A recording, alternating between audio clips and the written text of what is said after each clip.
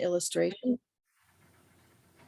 I will start over. Laura Susan Thomas, our digital arts teacher for Procreate today, earned a BFA in Fine Arts and Illustration, and then worked for many years as an illustrator and a designer for Walt Disney Imagineering on such projects as Euro Disney, Disney's Animal Kingdom, and Tokyo Disney Seas.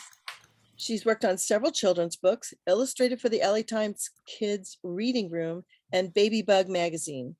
As well as working on illustrated projects, she worked at Allen Hancock College as a fine arts instructor and gallery director at the Anne Foxworthy Gallery. She loves to do digital arts as well as traditional arts, so she's very good at seeing how to make them work together. And she's a member of the Digital Arts Group in San Luis Obispo and a longtime member of the SCBWI, where she's also the illustrator coordinator in the SenCal regions. So that is that. We can now show Laura Susan. Is she there? Yep. There we are. I'm here. Gosh, thank you for that introduction. Sorry, I'm always a little nervous starting a new thing, so I'll try to talk slowly, and I only had 1 cup of tea, so I won't talk too fast today. But welcome everybody, and one of my favorite things to do is share what we all learn as artists. You know, I think one of the greatest things about art communities is we share what we know, and we also share everything we've learned from other people. So I love being able to share what we're doing today. And today I thought it'd be interesting when Liz asked me to do like a Procreate workshop. Even though we're on Zoom, the beauty of the digital is we can try stuff out too. So I wanted it to be sort of an interactive workshop, because 3 hours of just me, you know, I know about after 20, 25 minutes when I'm teaching, that's a good time, at least for me on Zoom, to listen and take stuff in. So I'll be doing little short demos throughout the 3 hours, and then you guys can try that out. We'll take like 10-minute, like I like to call them sandbox breaks when I'm teaching. So it's a time where you can play without any worry of outcome, what it's going to be. You know, it doesn't have to be fantastic, you know, Louvre-worthy art in these little sessions. They're just there for you to experiment and play, like be that 10-year-old self that just wants to push all those buttons in the limo when you get in. I've never been in a limo, but I know there's lots of buttons to push. But so we'll be doing some short demos in Procreate, and starting a file and playing with some tools. And I'll share some of the things that I use in my process that help kind of streamline it too.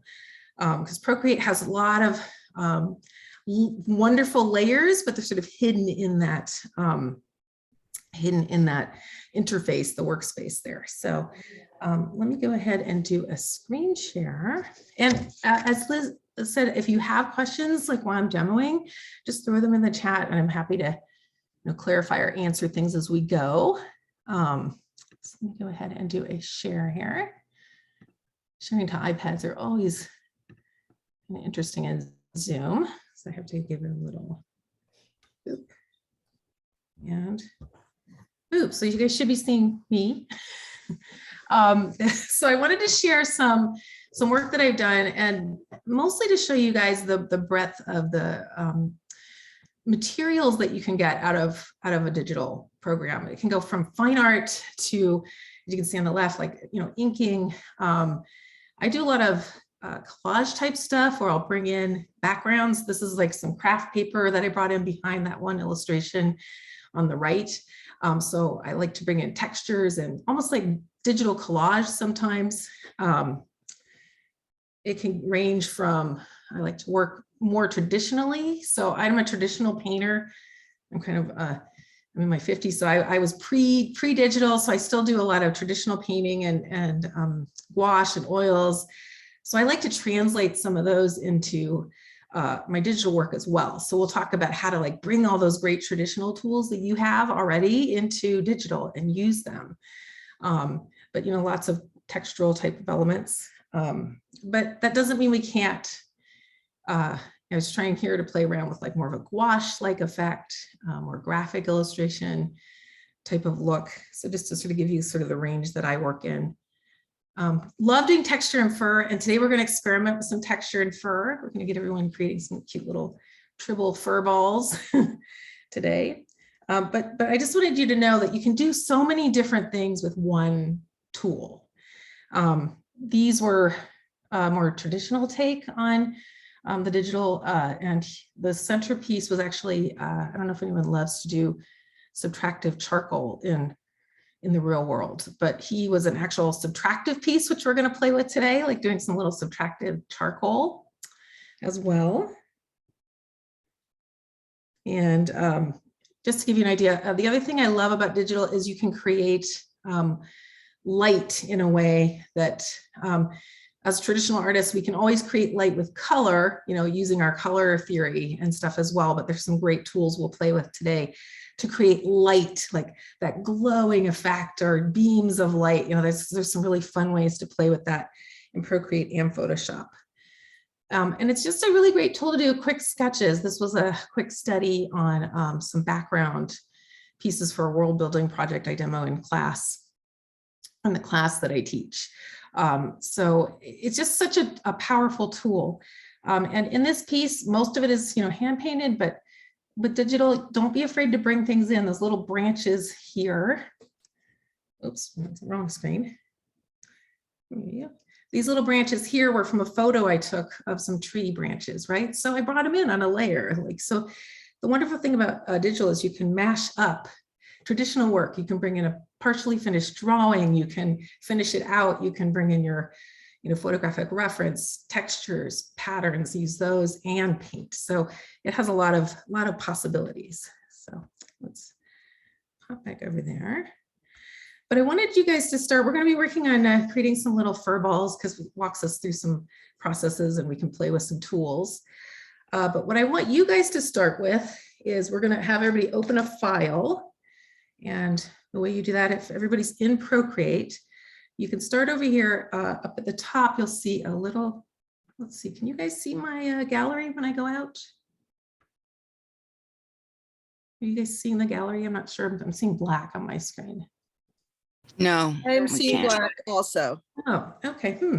All right. So let's see here. So actually, I'll just walk you through this one. So I have everyone open Procreate and we're going to make a new file. Let me go out of Procreate and see if I can. And there's that. No, for some reason it doesn't want to show the gallery. All right, so when we're in Procreate, we want to create a new file. So I'm going to sort of walk you through this one. Since this screen isn't showing, this is what you get when you open your gallery in Procreate. And to the upper right, you'll see a little plus button. So I'll just walk you through this process. So I love about Zoom. It's always like a challenge sometimes. Let's see. So we're going to make a new file. And at the top, we're just going to have everyone open just a standard 8x10 file. There we go. So go ahead if you have your iPad open and open just one of Procreate's 8x10s. And give me a high. I don't know if you guys know. I have an 8.5, 11 by 8.5. I don't have yeah, that works too. Yeah. Okay, Yeah, so it says paper. That works perfect. Sorry about that, guys. I don't know why it didn't show the gallery. Make sure everybody's got their file open. So I have a little PSA I'm going to do, and then we'll jump into the playing. Because we're all working towards doing something for print rather than digital, a lot of my students maybe in my classes tend to be wanting to go towards, you know, video games or animation. So it's not as important, but for us, pixels per inch is really, really important. You don't want to be working too small and you don't want to be working at a low resolution, because when you send that to your art director, they're going to look at you and go, this is great, but it's pixelated or soft. We have to blow this up and it's not going to translate well. So Procreate tends to open at a lower resolution to give you maximum layers. What you want to do as an artist working to print is double check when you have a file open that it's the correct setup. So the way you can do that is at the top of your screen, you'll see a little wrench. I'm going to choose the wrench. You guys aren't getting my actions either. Yes. Sorry about that. Okay, on the upper left side. Upper left side, we're going to choose the wrench. I'm going to go old school on this one then. Okay, so we've got the wrench up here, and this little pop-up comes up here. And what you're going to do is choose crop and resize at the very top. And this screen will pop up. Okay, it's not showing the pop-ups on your screen. Yeah, that's why I'm holding it up to my. Okay. Yeah. Oh, well, we're not seeing that either. Oh, you're not? Oh, No. okay. I will walk you guys through it then. Sorry about that. So to double check what you're going to want to do at the top of your screen. Sorry about this. I thought it would show our titles. We can see you, Laura. I can can't see see when you hold it up onto the You can? camera. Okay, good. I Yeah. don't. I think Sue also says she can see it. So I think, yeah, some of us can probably see it based on our So set. maybe side-by-side speaker. Okay, put it on side-by-side speaker in your view in the upper right-hand corner. Sorry, once we get to working in here, it should show up for us. Okay. All right, so once we're in here, you're going to see your title across the top. We're going to hit that wrench there. And then you're going to hit crop and resize. And you'll get a new screen that comes up. Excuse me, I don't have that crop option. Everyone else has it. I don't have it. Oh, Should be at the very, very top. Yeah, Right but up. it's just Laura, Susan, this is Sally. I don't have it either. Oh, you you don't don't have have it. Oh. It's on Canvas. Yeah. No, you have to be in Canvas. You have to hit Canvas Oh. first. Actions, Canvas, then crop. Oh, and sorry about that. Yeah, sorry. I got a Thank little you. rattled because it wasn't showing. Sorry about that, lady. got it. Thank you. Sorry about that. I thought this would show when we did the share. So, all right. So Canvas, crop, resize. And then if we go over here, if I can do this, oops, to settings, we're going to hit settings. And that's going to show you what your canvas size is and what your resolution is. And so you'll notice right now we're at 300, or at least I'm at 300 pixels per inch. But if you are not at 300 pixels per inch, you want to change that. So we're going to go ahead and click here in that where you have your pixels, and you can type in the pixels that you want, which would be 300 for output if you're working two size. So what did you click? So where it says DPI here, Yeah. I went ahead and hit in that box where it said 300. I went ahead and clicked there, and then you're going to get a little calculator, and then you can type in 300 pixels per inch, and that will allow you to make sure you're working at the right resolution. Sorry about that. Thank you. Yeah, that's important. And I know it's sort of like just a techie thing, but it's very important for your final piece, because if you're working on 8x10, even if that's your final output and you're at 135 pixels per inch, it's going to print soft or pixelated. It may not be the piece that you want to see. So let me get into our little demo here. And I apologize for not having this show. Let me do another. So I'm going to pop into my demo file here. All right. Are you sharing your fullest screen? Because if you share your fullest screen, probably we will see the options. But if you're just sharing the page or the screen, we may not be able to see. Yeah, let me try something else here. I can try this. Let me do a screen share. Let me try a different way of sharing. Hold on. Sorry about this, guys. I thought it would show the tools as well. Let's see if this works better.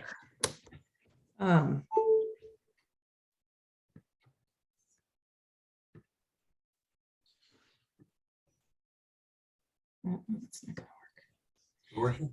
Yeah.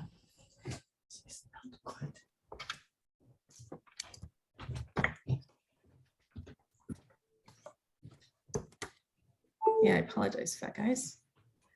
I had it all set up and it was kind of acting a little funky.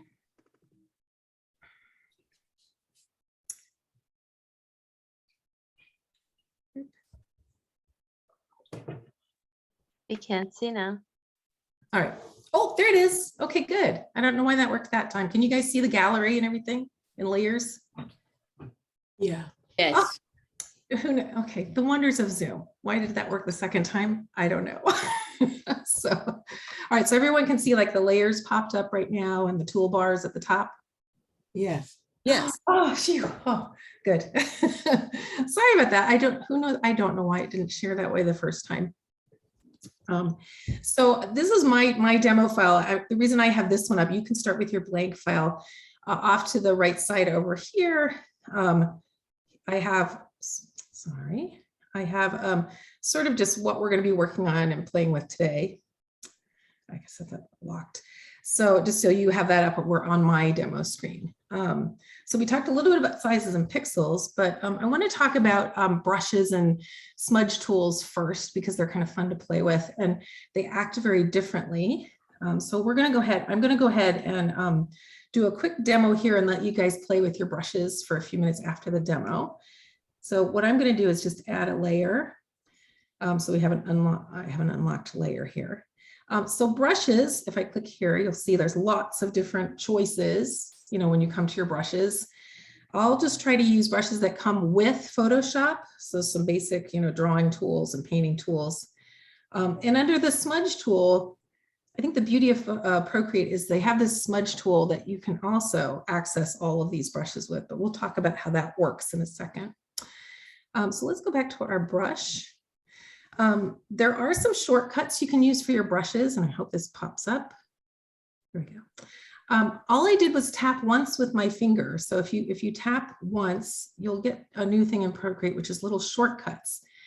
And you can actually set up shortcuts for yourself. And I love using shortcuts in digital because it allows me to sort of streamline my creative flow. So I'm not running to find brushes that I use often.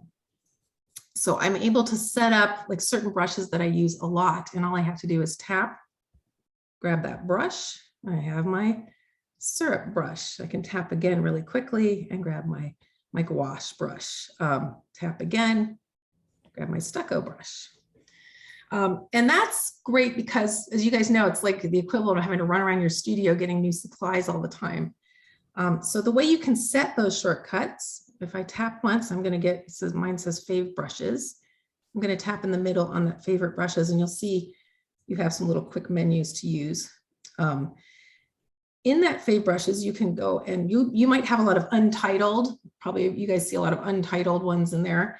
So the way you set a brush is you go over and let's just grab Plimsoll here. Oops. So when we tap, we don't see that. Is there any other setting you set up so that even? I'll have to look and see. So if you tap once, you're not getting the shortcut.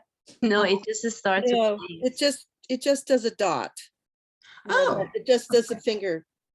so there might be a setting. I'll check into that during our break and see if there's a setting you guys need to switch to get that up there. So, Okay, yeah, it's just, there's no adjustment or anything for the brush. okay. Oh, wait. Here you go. Tap the brush again. And then you can choose. Let's see. Yeah. But the fast, yeah, there's probably a setting thing for the fast. Yeah, so there may be a shortcut button Yeah, we have to switch. okay. So I'll look into that during our break so we can get you guys set up there. So for brushes and smudge tools, you'll see over here, there's size that you can play with here on the left. And then this is opacity over here. And I'm going to pick a color we can really see, red. This is our color wheel up here. So, and I like to use this color wheel because I can grab different tones of that color as it pops up. But I'm going to put my brush at full opacity and I'll make it, about mid-size here so we can play. Oh, so you just slide the thing up and down for opacity. Okay. Yeah. So I'm going to pull the opacity down now and you can see it coming in at a little lower opacity. And that's great because if I choose a new color over here with a low opacity, I can get a little bit of a color shift happening, right? So you can really control how that color is coming in by the opacity that you're putting down. And the size, of course, too. Coming in. So that's your controls for your brush over here, size, opacity. And I'm just using a Plimsoll brush, which is under the artistic brushes here to play with this one. That's the brush tool. It acts like a normal brush tool would in real life. And I like to equate the opacity tool. If you're a traditional painter, think of the opacity tool as adding medium to your paint. So you thin your paint, so it becomes more translucent or heavy. So the brush is going to put down paint and color. The smudge tool is a little different. It doesn't actually put down color. And so I'm going to grab the smudge tool, which is our little hand up here. And I'm going to put it at full opacity so you can see what that's going to do. It's not going to put any color down. It's truly like a finger painting tool, and it's going to allow me to pull color across, smudge that color, push it. Now I have it on full opacity. If I drop that opacity down, it allows me to actually very carefully kind of mix these two together. You can see how there's starting to be a mix happening in there, right? Make this bigger. I can even pull in that white. In here. So the lower the opacity, the softer the mix that's going to happen in there. And it's a really great way to start to sort of blend colors together. So smudge tool doesn't actually put down any color. It just mixes and acts like a finger painting tool on your piece. Now, the advantage of that is you can change that smudge tool. I'm going to grab, let's see, I'm going to grab my. Laura Susan, what was the name of your brush again? I was using Plimsoll. Plimsoll in the artistic brushes. Yes, under artistic. Right. And someone is saying they don't have the smush, but that's the finger, right? Yeah, you should put the smudge tool up there. It's right next to the paintbrush tool at the top of your toolbox. Up here, there's a paintbrush, a smudging tool. It's like a little finger, and an eraser. So that smudge tool has access to any of the brushes, which is nice because you can get different textures and looks. I'm going to go into, let's see, let's grab, let's see, like even a texture here. If I grab a texture with that smudge tool, it's going to actually smudge. Oops, it's a little big. It's actually going to smudge with that texture. So I can almost get like a watercolor effect. And again, I can bring down that opacity and just gently blend if I want to. So paintbrush puts down actual color. Your smudge tool is going to do a little bit of smudging and finger painting essentially on your piece. So, and if you ever get something you don't want to do, the other beauty of the all digital is our undo button. And then of course in Photoshop, that's Command Z, but in Procreate, they put that undo button in a very nice spot. It's easy to access, and it's just down below our opacity. You'll see a little arrow here, and that steps me back. I can keep stepping backwards and undo the things that I've already done. Do you have to set how many undos you have, or is it infinite? I don't think I've run out of undos in Procreate. It seems to have a better memory. Photoshop does have a limited number of undos. So yeah, but Photoshop, you can set them. Yeah, you can change it. So I thought we'd take about 5 minutes here and just take a few minutes, if you haven't already, to try any of your like painterly, let's see, my painting brushes here. Like under artistic or painting, just grab one of those as a brush and play around a little bit. Let me get a new layer here. Is there a way to just erase everything and start over? Or do you have to? Yes, yeah, I'll show you how to do that. If you want to erase an entire layer, you can just choose that layer and you'll see a little pop-up. I just clicked it once with my Apple Pencil and I can clear that layer. So everything is gone. I have a suggestion too. Mhm. On the top right, the third after the smudge is the eraser. Mhm. So if you click on that and you make the size bigger, then you can erase your work. Yeah. And I like to use erasers too. I don't know if you do like as an artistic tool too, because you can set the opacity of your eraser too and slowly eat into an object like softly too. Yeah. Yeah, I just wanted to Yeah. be able to erase the whole thing, so that was Yeah. nice. Yeah, if you go, I hate this, you can just go clear. Just be careful, you want to get rid of that. So let everybody get a chance to sort of play with the difference between that paintbrush versus that smudge tool, because we'll be playing with those in a little bit. We start playing with some Sorry. fur. Every time I select that finger and smudge tool, it just takes me to another screen which says Brush Studio. Do I need to set up anything in Brush Studio? Oh, so you're getting this pop up. Yes. So let's see. You should just get, well, if you click a brush twice, so let's say I've got, let's say I want to pick Signet. So I'm going to choose Signet. If I choose that once and then come out here, it will, let's do a painting tool here. So if I pick oil paint, it'll come out and choose my oil paint. If I go back and it's already blue and I click it again, that takes us to the Brush Studio. Does that help answer? I see. And what's the difference between finger and brush tool? Yeah, so the brush tool, just grab Plimsoll again.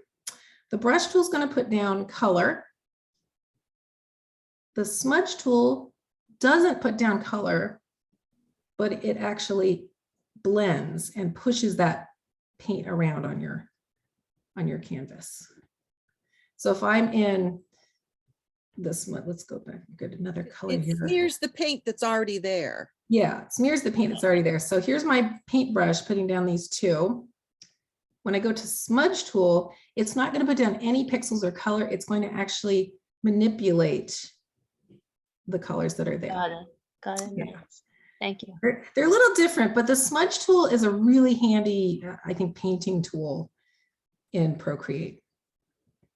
It allows you to create nice little blends. So just play, once you get some paint on there, grab that smudge tool and play with the opacity on there, right? So we can just smudge a little or smudge a lot, depending on how you use that opacity.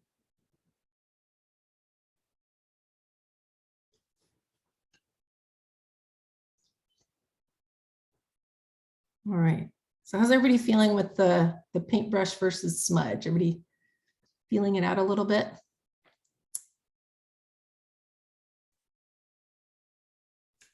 Having fun. Good, yeah. The smudge tool is really amazing. I sometimes paint more with that sometimes than once I get paint down. Sometimes that's the one. And we're going to play with that one with fur. That's why I want everyone to get a feel for how to play with that opacity.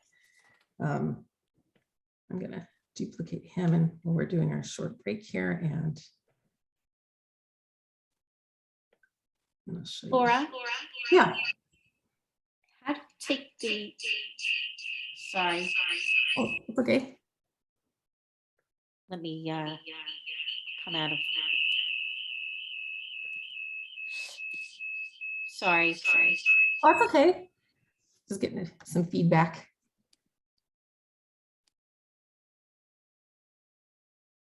You I can, like to think of the smudge tool as maybe when you're scumbling in traditional work, where you take a dry brush and you're scumbling your paint together, like alla prima style, possibly. It's such a great tool. you can get a sort of an oil painting effect. Yeah. If you can put your questions in the chat as well, and I'll keep an eye on it. All right. So everybody started getting, so I don't know if you guys know there's a way to do thumbs up or just let me know if everyone's feeling pretty good on the brush and the smudge and we'll press on. Yeah, that's under reaction. Yeah, under reactions. All right. So I'm asking, how do you come out of the smudge tool? Oh, you just need to choose the paintbrush tool. So if you've got the smudge tool at the top, it's blue.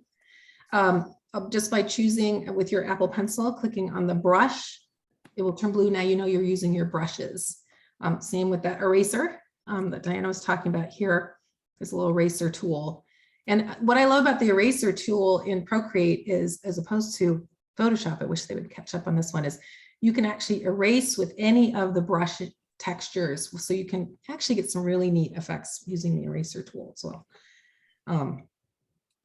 Actually, let me grab one of the, let's get twig. I'm going to use the eraser tool here, and it works the same way. It has size, opacity, but I can come in and, oops, make sure I'm in the right layer. I can come in and erase out here. But I can also take that opacity down and pull it out very slowly. So that eraser tool can also become a great painting tool as well. Somebody asked if you're using a pen or your finger. I use the Apple Pencil when I'm painting and utilizing. The only thing I use fingers for are those shortcuts, the taps. And sorry about that. I'll look and see. There must be a setting I have to click to let the AI let me use that shortcut. So I'll check and see what that is for when we have our big break for you all. Because I love that shortcut. It's just so easy to use. Now, the one thing about brushes, smudge tools, and erasers, if you find that I have a lot of brushes loaded on mine. You'll see I've got a lot of stuff I've downloaded from the internet, and there's a plethora of brushes to use out there. Sometimes you may find you'll only use, a few, but Procreate added at the top of the brush library, you'll see a thing that says recent. So if I click on recent, the nice thing about that is you don't have to search for the brushes you've been using today. You'll see all of the brushes you've been using today. So if you're using maybe 4 or 5 brushes over and over, they're going to appear in that first recent one, which is great because you don't have to search for them under all these little submenus. So. All right, I'm going to clear my layer. So I'm layers, you can find here these 2 little pieces of paper. Looks like stacked up. So layers, I just wanted to just quickly go over layers. If I click once on the layer with my pen, I'll choose it. If I click again, I get the little pop-ups over here. That's where we're able to hit clear. We'll talk about some of these other attributes over here. I can also duplicate this layer by just swiping left, and you'll get a new little pop-up. So a lot of the stuff in Procreate is kind of hidden away under swipes and taps. So again, let me show you that again. So tap, I've got my layer chosen. I'm going to go ahead and tap once, and I get all of these nice little options to the side. If I tap again, those go away. If I swipe left, I get a few other options that pop up, which is great. So if I want to delete this layer, I can hit delete. I can lock this layer, which might be useful if you don't want to paint on it. If I need to unlock a layer, just hit unlock. And I can also duplicate this layer. So I swipe left and I hit duplicate. And that's the other beauty of digital is, we have one piece of paper in our watercolor world. You're ready to try something really new and dangerous on it. You're gonna, that's a big step in the traditional world. But what I usually do in digital is I'll just make a duplicate of that layer and then play on that. So you can always step backwards a little bit. So that's on the swipe left. So I'm going to go ahead and delete that layer. Now to add a fresh layer at the top, there's a little plus sign and we can just add a new layer in there. I always tell my students, name your layers. I may not do that today because we're working quickly, but I'm going to go up here. I click once and I can get rename. So I can touch that with my finger and name that layer. Let's see, we'll do test 1.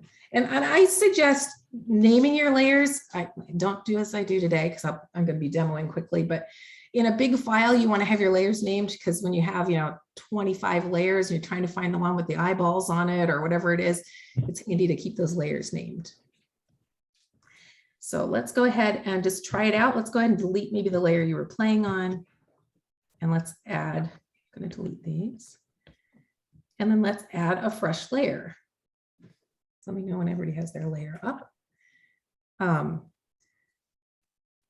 For this one, we're going to use the pen, and I'm going to go to inking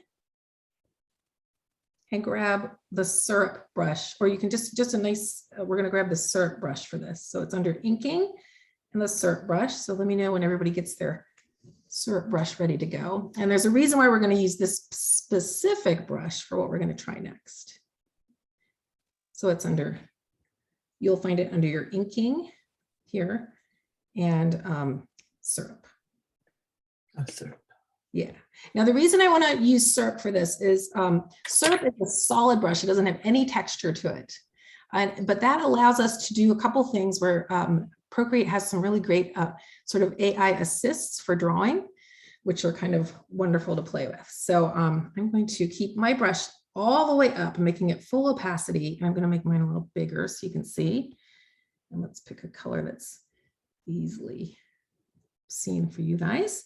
So creating straight lines, shapes, and that sort of thing can be a little difficult sometimes in Procreate. They have a drawing assist, so I can do a quick line like this and hold, and it snaps straight. As long as I don't lift my iPad or my iPencil from the page, and I can position this line wherever I want it. So I'm just creating it, whatever line I want. Hold that iPencil or pencil down, don't lift it off your screen, and you can actually create lines, which is kind of nice sometimes. So go ahead and give it a try. Even if you do a little wavy, it'll still pop into shape, and you can kind of stretch and pull it. So how did you do this again? So I'm using my iPencil, and it's just one straight or one swoop of the pencil. Don't lift your pencil off the screen. Hold it down, and you'll see it sort of snap into place. And then I can pull and decide where I want that line work to be. Move it around. Also, what helps me sometimes is when I'm drawing straight lines. Like for example, if I'm drawing a room and I need several lines. At the wrench, there's when you click the wrench, there's a drawing guide, and it creates like a whole grid line, which is very helpful. Like if you have to draw things that require several lines and you need to be more accurate, that's a very useful tool. Yeah, I know there's so many great tools in here, right? Thank you for sharing that, Diana. So yeah, that's what I want this to be. I love this interaction because we all have like found different things in Procreate that work for us. So this is a share day. So can you go over one more time how you make the line go straight? Somebody, just do it one more time. I'm going to take my pencil, and when I'm on my iPad, I'm going to put it down, pull it. I'm not going to lift it. I'm just going to pull it across once and then hold. And while you're holding it, it will snap into place. So I'm going to put my pencil, do a quick line and hold, and you'll see it. Don't lift your hand. Don't lift it off. Yeah, and you'll feel it snap. Well, you don't feel it snap into place, but that allows you to create those nice little lines. Right, and you just don't lift your finger. Yeah, don't lift it off. Yeah, if you're using your finger, it still works if you don't have an iPencil. So the trick, I think, is to keep the pressure. If you keep the pressure on your pencil, and then it will straighten eventually. Yeah, if you lift off at all, it will see it as, oh, you wanted to make that curvy line. But if you hold it down, push it down, it will snap in for you. Because there are times we want to make that curvy line. How do you move it without adding color? You may reposition the line. So yes. So what you would do then is, let me do a quick clear. So what I would do is you hold it once it snaps into place, keep that pencil pushed onto your screen, and you can move your pencil around almost as if it's a rubber band connected to the other end. So I'm going to do this, hold it down. It snaps in place. I haven't lifted my iPencil. Oh, thank you. Now rubber band it sort of however I want. So this can be really handy, like Diana was saying, with that grid and creating like if you're doing architectural stuff, or you just need a horizon line, things like that. Now this also comes in handy, not just with line work. Turn off my drawing down here. But it has this really great AI for shapes. So I can do the same thing. Boop, boop, boop.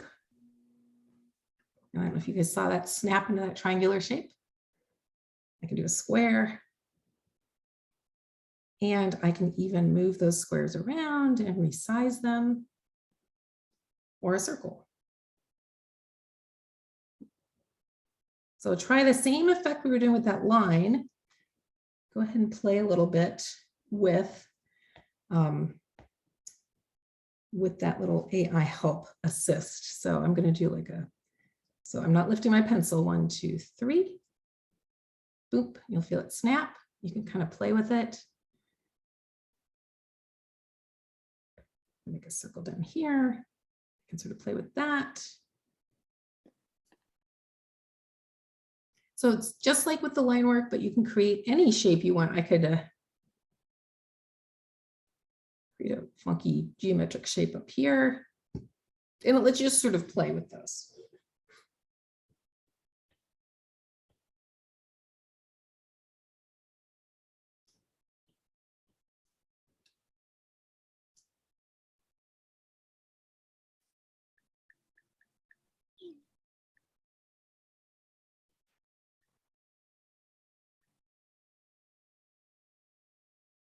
All right, so our end goal will be then to make a new layer. Make sure you have a clean layer, and we're going to create the base for our fur ball today using that AI technology, like little assist.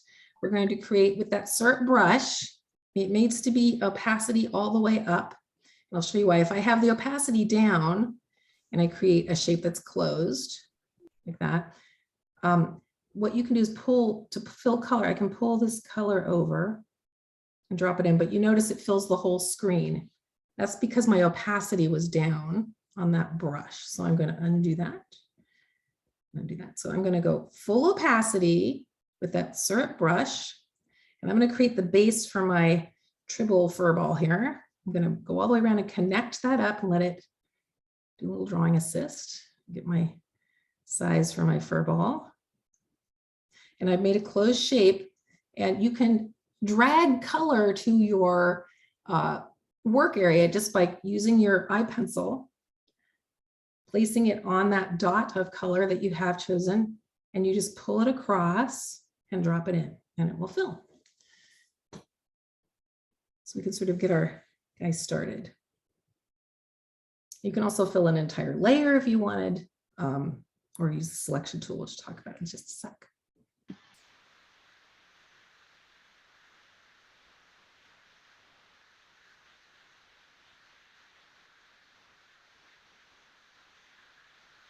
All right. So give everybody a few minutes to get their fur ball started. Sorry about that. Was that me?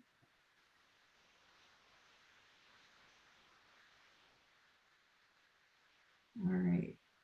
Does everybody have their little fur ball base going there? Yeah.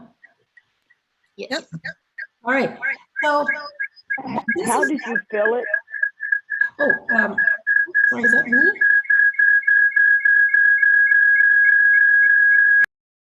There. So what we did is we took, so I'll make another one up here.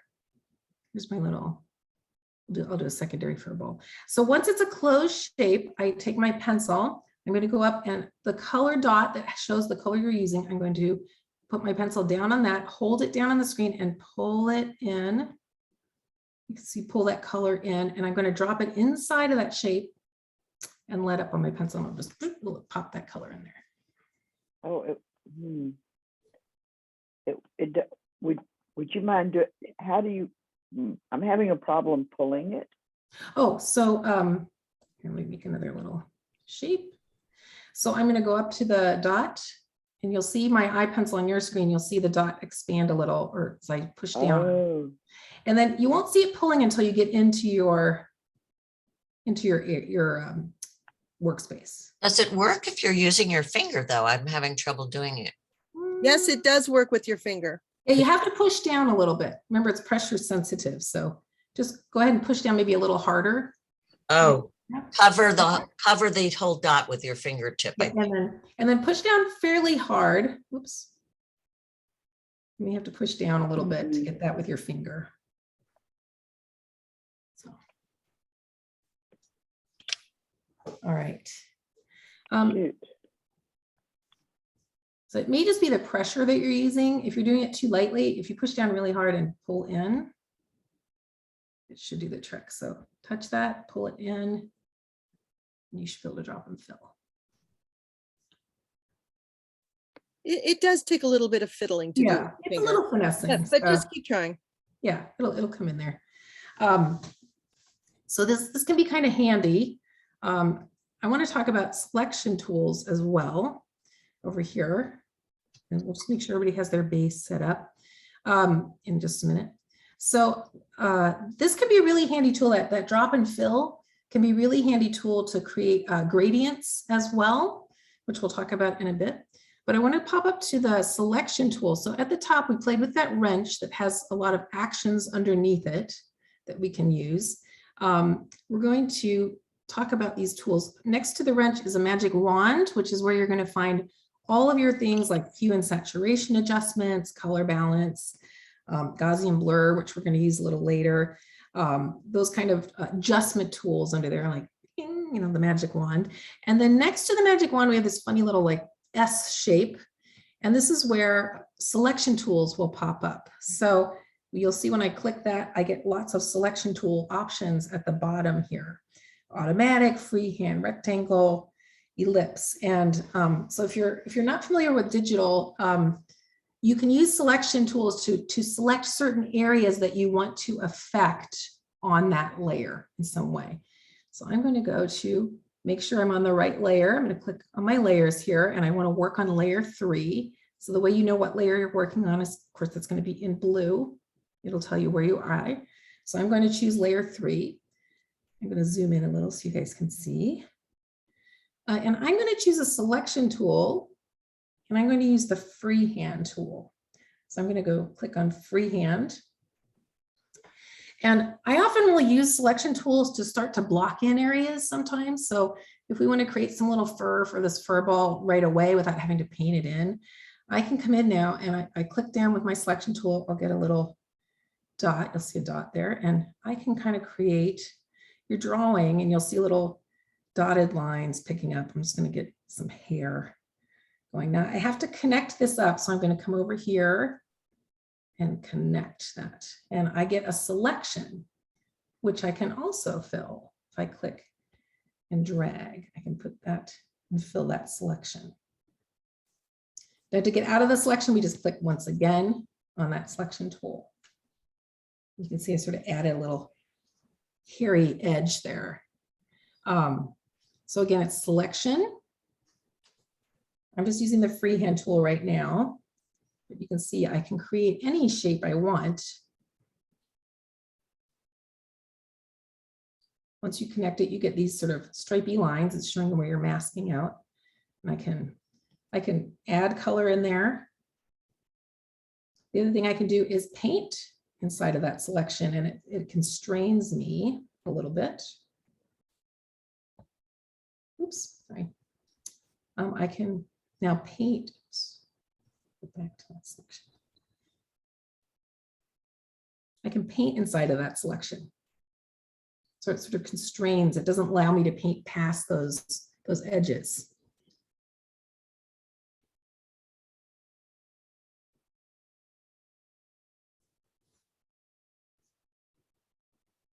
So I'm going to add a little more hair to this guy here. I have a question. How did you get back to the selection once it's sort of accidentally selected? Yeah, once I accidentally clicked off, you can undo. So let me do that up here. Let me recreate that. So we've got freehand. I'm going to make a little more hair up here. Say I've got my freehand selection done. And for some reason, I accidentally clicked out of it here. I can always undo. Remember, go back a step, and it will reload that selection for you. Undo is like the best thing ever for digital. Thank you. The undo button is a saver, lifesaver. Then how do you get rid of your selection? Oh, you just click that little blue dot at the top with the S, and your selection's gone. How can we bring it back again? Like for example, now, how do you bring it back? That Oh, yeah. So let's say I went out of that and I went, oh, darn it. I still wanted to paint in that selection. Down underneath the opacity button is that little undo. And that should take me a couple steps back to where I had that selection. So the undo button is basically, it's remembering all these steps, all these painting steps that you've taken, and you can walk backwards in time, sort of. Did Molly ask how to get to the selection, how to find that selection, a component? Yeah, it's up at the very top. Okay. Yeah, the top, you'll see the wrench, the little magic wand, and right next to there is selection. So we just did a pretty straightforward selection with freehand. So I sometimes use that to block in shapes like we just did with the fur. It could also be used to take away. Let's say I wanted to carve into, let's carve into this guy here. If I wanted to take a section out of something or adjust something, I can do a couple of things. I can then go to my layer and hit, let's see, so you can see this happen. Once that's selected, I can hit clear, and instead of clearing the whole layer, it's just going to clear the area I selected.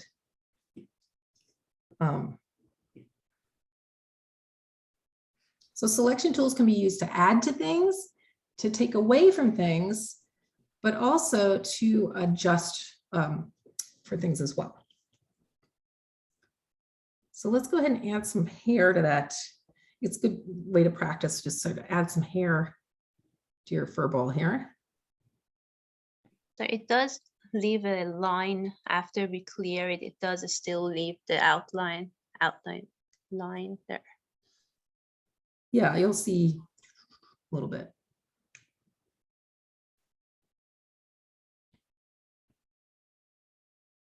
So we'll get some hair going.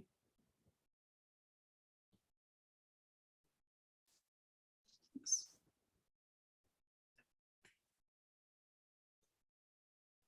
All right. So we're adding some edges to our fur ball here.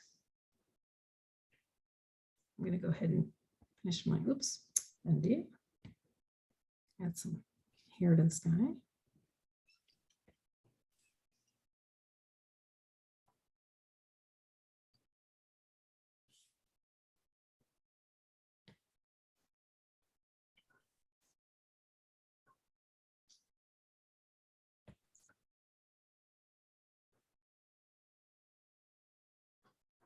Oops. All right. So once we played around a little bit with those edges, and everyone feeling okay on the selection tool? That's one way to pull some fur out of this little character. Another way we can do that is to use that smudge tool, which we'll use in a second. So we've got our character, we've got some hair going. But it's a little graphic. You could leave it this way if you're working a little more with a little more edges, you know, like hard edges. But now that we have this here, this is where like that smudge tool can come in handy. I can use that smudge tool. I'm going to duplicate this layer first. So I'm swiping left, duplicate. I'm going to turn off the layer below so I don't see it. And I can grab that smudge tool and I'm going to use under painting, there's some oil paint brushes you'll see. So I'm going to go under painting and grab the oil paint brush.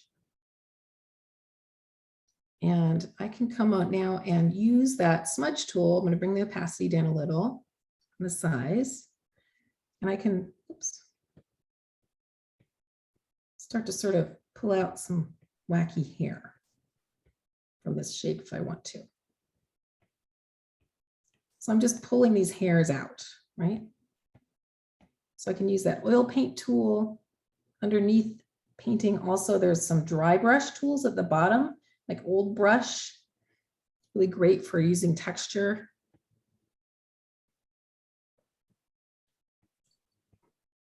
It allows me to kind of pull some wisps out of there. Are you guys seeing my screen? I feel like it's not. Yeah. Yes. I didn't see how to duplicate the layer. It's not offering duplicate. So under layers, we're going to hit the layer the two blue here. Just Right. swipe to the left. Oh, swipe to the left. Yeah, and you'll see Swipe to the left. duplicate. And you should be able to duplicate. Oh, along with delete. Okay. Yeah. I feel And then like turn it off. How do you do that? Just the X? yeah, just the little Little check check mark? box will turn off your layers as you go. Okay. I think my screen is not showing me actually working. So let me do a quick reshare. Sorry about that. And share. Oh, it stopped showing what was going on there. Sorry about that. All right. Oh, good. It's moving again. I don't know why it just stopped doing that. So what I've got now is I'm using that smudge brush. I went down to painting and I grabbed one of these old brushes. Oops. And it just sort of allows me to come in and play a little bit. I can pull out so I get on the right layer here. Somebody says that their smudge is not working. Your smudge isn't working? So check your opacity. If it's all the way down, you're not going to see anything happen. Check your size. It might just be really small, or the brush that you're using. See if that helps. So I'm able to pull out some little wisps from this. Start to get a little more. Not working for me. Oh, now it's worse when I use my own finger, not the pen. Oh, that's weird. Yeah. Also, it works for your finger, not the pen. Isn't that odd? So the way you can check and see if your pen isn't working, if you put your pen at the top where it charge, I don't know how your iPad charges, mine just magnetically clicks on, and you see this little thing pops up, says Apple Pencil 92%. You can check and see if your pencil is charged, because it needs to recharge too. So if it hasn't been connected to the iPad for a long time, it might just be your pencil just needs to recharge a little bit. So I'm just, oh, sorry, Laura Susan. yes. Someone is asking about, they don't have their iPad yet, but it has to be an iPad Pro, right? Yes. And Yeah. but it comes in different sizes, I believe. You can get like a, I think what, a 10-inch one. I have the 12, which I like because it's a little bigger to use, but yeah.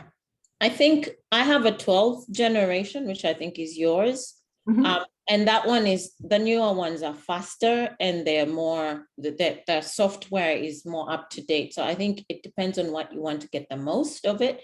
If you want to use it maybe professionally and faster and you have a lot of work to do, it's worth it. So Yeah, I think the biggest surface that you can afford is most useful. You Just have a regular iPad. It's not an iPad Pro, and it works fine. Yeah, it depends on how far back it is and what pencil you can use too. So there's new generations of every pencil. It's like everything, every year there's a new, faster, better, version. So, but yeah, always, if you're working professionally, like if you can get the top of the line, and then enough room to store things too. You want to look at like the storage available to you, although you can use a lot of cloud storage these days too. But yeah, it is an expensive tool to play with a $9 program on, but Procreate is pretty amazing to play with. So, so hopefully you guys have been able to play a little bit with some fur. Just pulling, and it gives you, I thought the fur would be fun to play with because we can experiment with the smudge tool a little bit and pull that out. So if everybody has a little bit of furriness going, sometimes what we might want to do is add to this fur ball, but there's no way we want to have to paint and erase, around all these little hairs. So I'm going to go ahead and just going to turn these guys off. So we're just looking at the fur ball, and I'm going to delete that. We're going to make a clipping path for this. So let's make a new layer. So I'm going to make a new layer here. I'm going to choose a color that we can definitely see the difference on. We'll do like a little highlight in yellow. And I want to paint, let's say I want to paint a little highlight on this hair. I'm going to grab my brush and maybe we'll use damp brush, right? Oops, sorry. So if I want to paint a little highlight on this hair on another layer, I can come in and paint, but you see it's going to come off right onto the rest of my page. I'm not really adhering to the piece itself. So if I'm just painting on that top layer, I'm going to have to come in and create a lot of cleanup for myself. So I'm painting on this layer here above, but I can create what's called a clipping path. And this is something you can do in Photoshop as well. So if I click one again on that layer 6, I can come down and create a clipping mask. And notice how all of a sudden it adheres to just the pixels below. You'll see a little arrow that appeared on my layer pointing down. So it will only paint on the pixels, the layer below. So I can now paint with reckless abandon on here. And it's not going to come off those hairs. So this is really handy. How that works there. I can add another layer and make that a clipping path. So just sort of experiment with layers and clipping paths. See how that can sort of help you. So if I wanted to come in and create some. It's just fantastic. Yes, because once you get like a character drawn, right? You've got your character and their lovely flowy hair and they have all this stuff going on. And now you're like, oh, I really want to add some shadow or depth to this piece. And you don't want to have to sit there and clean it up or create a new selection every time. Clipping path. And you can release that clipping path as well. So I'll show you the difference now that we have a few things painted. I'm going to come up here and add some more on that blue layer. So, but it really allows you to specifically start playing. Love clipping paths. And that's definitely a digital tool that we can use. I'm using the smudge tool now to get some of that hair. So you can start to see like the depth of that hair that's happening in there, right? I have those 2 layers going, the blue and the yellow. Let me turn those off. So we've gone from there with the clipping paths, painting on top to there. Now you can release a clipping path if you want. You'll see the difference here. I'm going to click again and I'm going to take that clipping path off. You can see what happened, right? It was painting all over the place. So I just have to put that, it adheres to those pixels. So if you've got your furry creature there, go ahead and let me turn this off and I'll do it one more time. I'm going to start here. I'm going to make a new layer. To make it a clipping path, I come over here and click clipping path. And it allows me again to, I'm in the right tool here. It allows me again to play. Make sure I'm in the right there. Come here, you. Just in those pixels. No cleanup necessary. What was the damping brush? Under which category was it? Oh, the damp brush. I kind of love the damp brush. It is under paint. Let's see. My damp brush might have been moved, but I think you'll find that under artistic or paint. Some of my brushes have inking. I see that. Inking. Yeah, yeah. Well, I think I may have moved it into inking, so you can move your brushes around a little bit. But it should be under painting. No, artistic. I think you guys will find it under artistic somewhere. Possibly, maybe painting. Not there. No. Try under painting then. Painting. Oh yeah, it'll be under painting. That's where my stucco brush is too. Damp? Yeah, I was using the damp brush. I like the damp brush. It's kind of got a nice texture to it. No, not there. It's not there either? No. I just had the brushes that came with it, so. Oh, okay. So maybe stucco. I think stucco comes with your thing. Stucco has a similar. Yeah, stucco's in painting. Yeah, stucco has a similar feel to it. Sometimes I forget what brushes I've downloaded. So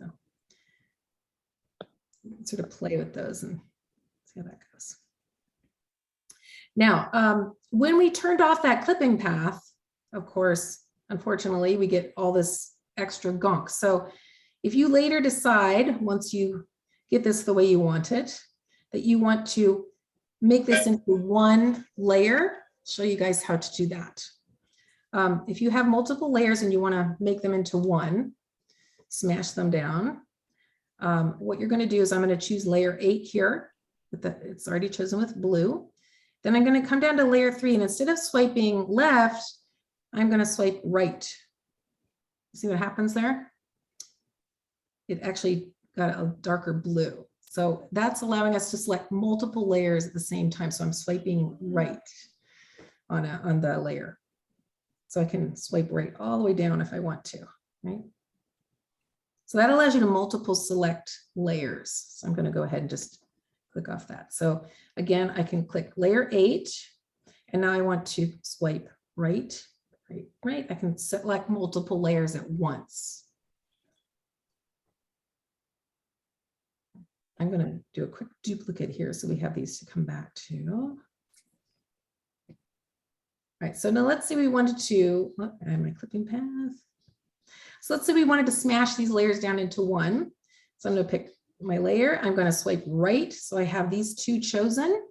And here's a neat little tool. You pinch them together and they will flatten into one layer. So, or you can merge down. But if you have a lot of layers, this is an easy way to just flatten them together. Are you using your pen for that? Because when I swipe right, it just shows the delete, duplicate thing. Also, you want to, so you swipe left to get to duplicate. And if you go the other direction, you should get the little blue layer. So yeah, so if you swipe this direction, you're going to get to the left, you're going to get locked to delete. Yeah, and if you swipe right, you'll get multiple layers. All right, so let's say we have, I'm going to turn on, these are all clipping paths. Let's turn off some things there. And I decide I want to flatten this into one layer. What I can do is swipe right. I'm going to use my fingers and just pinch those together, and they become one layer.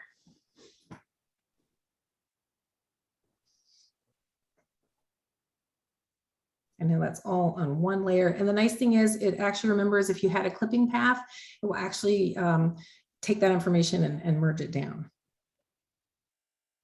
So I'm going to undo that so you guys can see it again. So I'm choosing one layer, swiping right, and I'm going to push those layers together into one. Just with a little pinch.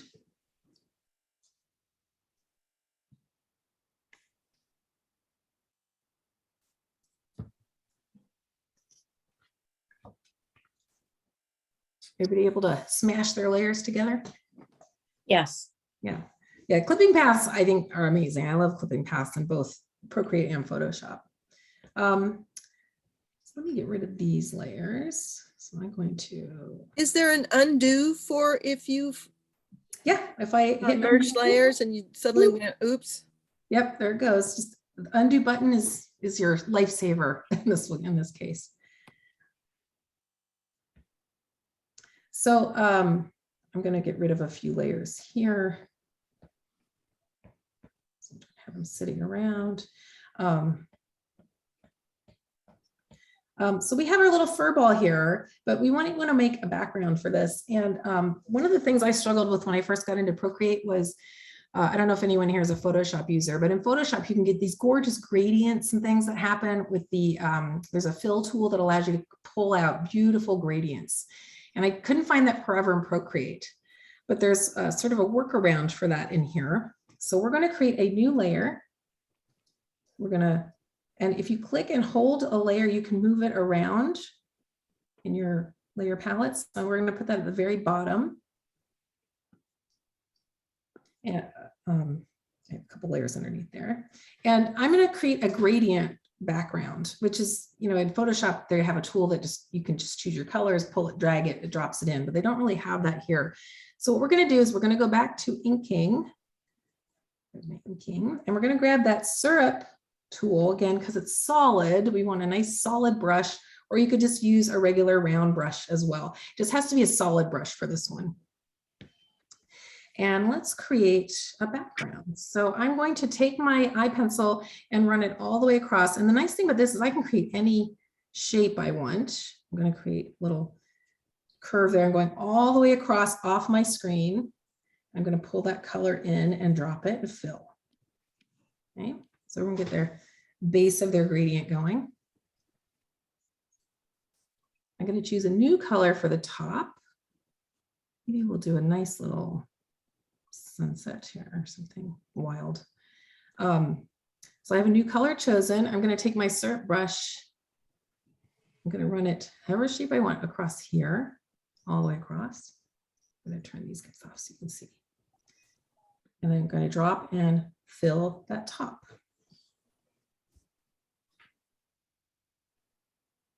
I'm going to choose a third color so we can make a nice little gradation. This is going to be kind of funky, but I'm just picking some wild colors so we can see. I'm going to click and drag that. Oops. I'm going to drag that yellow in here. So it doesn't look much like a gradient now, but the nice thing about this Gaussian blur effect we're going to use is you can create a gradient any way you want, any shape you want. So we have our basic gradient or shapes in there. Now we're going to go into that magic wand tool we talked about. At the top, we're going to grab the magic wand and we're going to come down to Gaussian blur and we're going to click Gaussian blur. And well, it says 0% up there, slide to adjust at the top of our screen. And what that means is I'm going to start at one side of my screen with my finger or your pencil, and you're going to slowly move across. And that's sort of like your density, like how much you're blurring. So I'm going to. That is so awesome. I know, right? I was so struggling because I really missed the ability to make beautiful gradients in Procreate, because you can do that in Photoshop so easily. But now I kind of love this one better. And I kind of use this trick in Photoshop because look, I can create a gradient that has almost like a, what's the Northern Lights feel? It's not just a straight gradient, a round gradient. I can create any shape gradient I want now. And you can see as I pull my pencil across, I get a different kind of blur happening in there. I mean, these are kind of basic things, but you can see how you could apply these to, other stuff. So does anyone want me to do that again?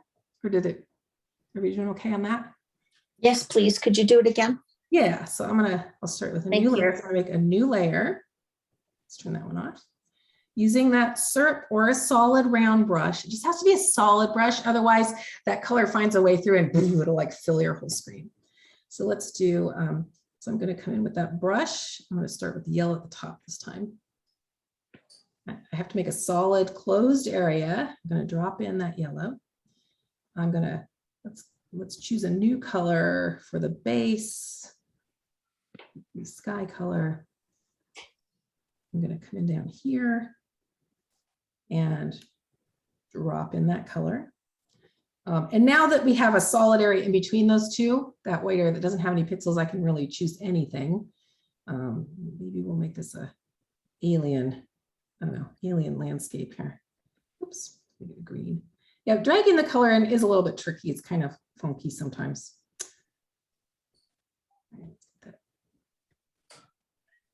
So I've dropped in those three colors, going up to that magic wand tool, down to Gaussian blur. And now I'm going to drag my thing across so I can create any sort of gradient I want. You could have 20 colors in there if you wanted. It's just a really easy way to create that effect. Now, once you're done and you say that looks great, just click that magic wand again, and there's our gradient.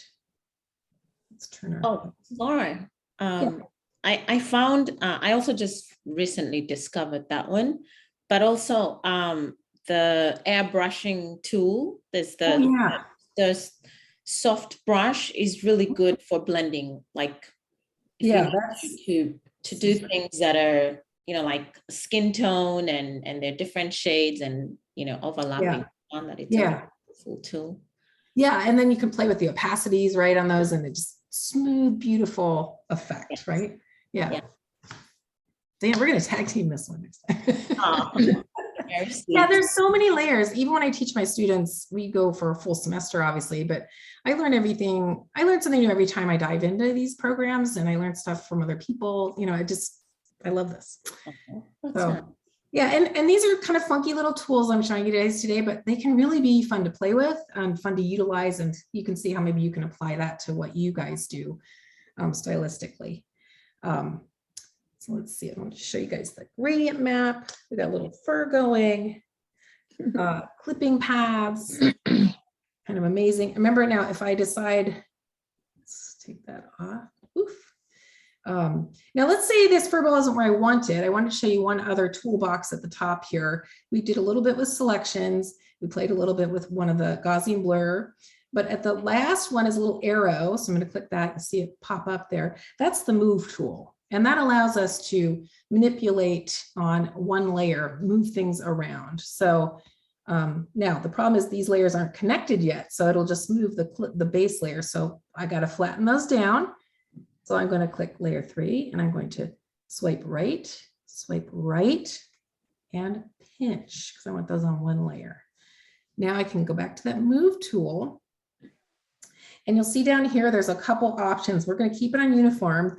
That allows you to move it around the screen where you want it, but also to grab any of these corners, you can change the size, right? What I find is really interesting is you can also play a little bit with warp and distort, which allows us, if I go and distort, it allows me to change the shape. I could turn it into a flying comet, right? Just by playing around with that shape-shifting tool. So go ahead and see if you can play a little bit. And I'm going to duplicate my little fur ball so we can show you one last thing there.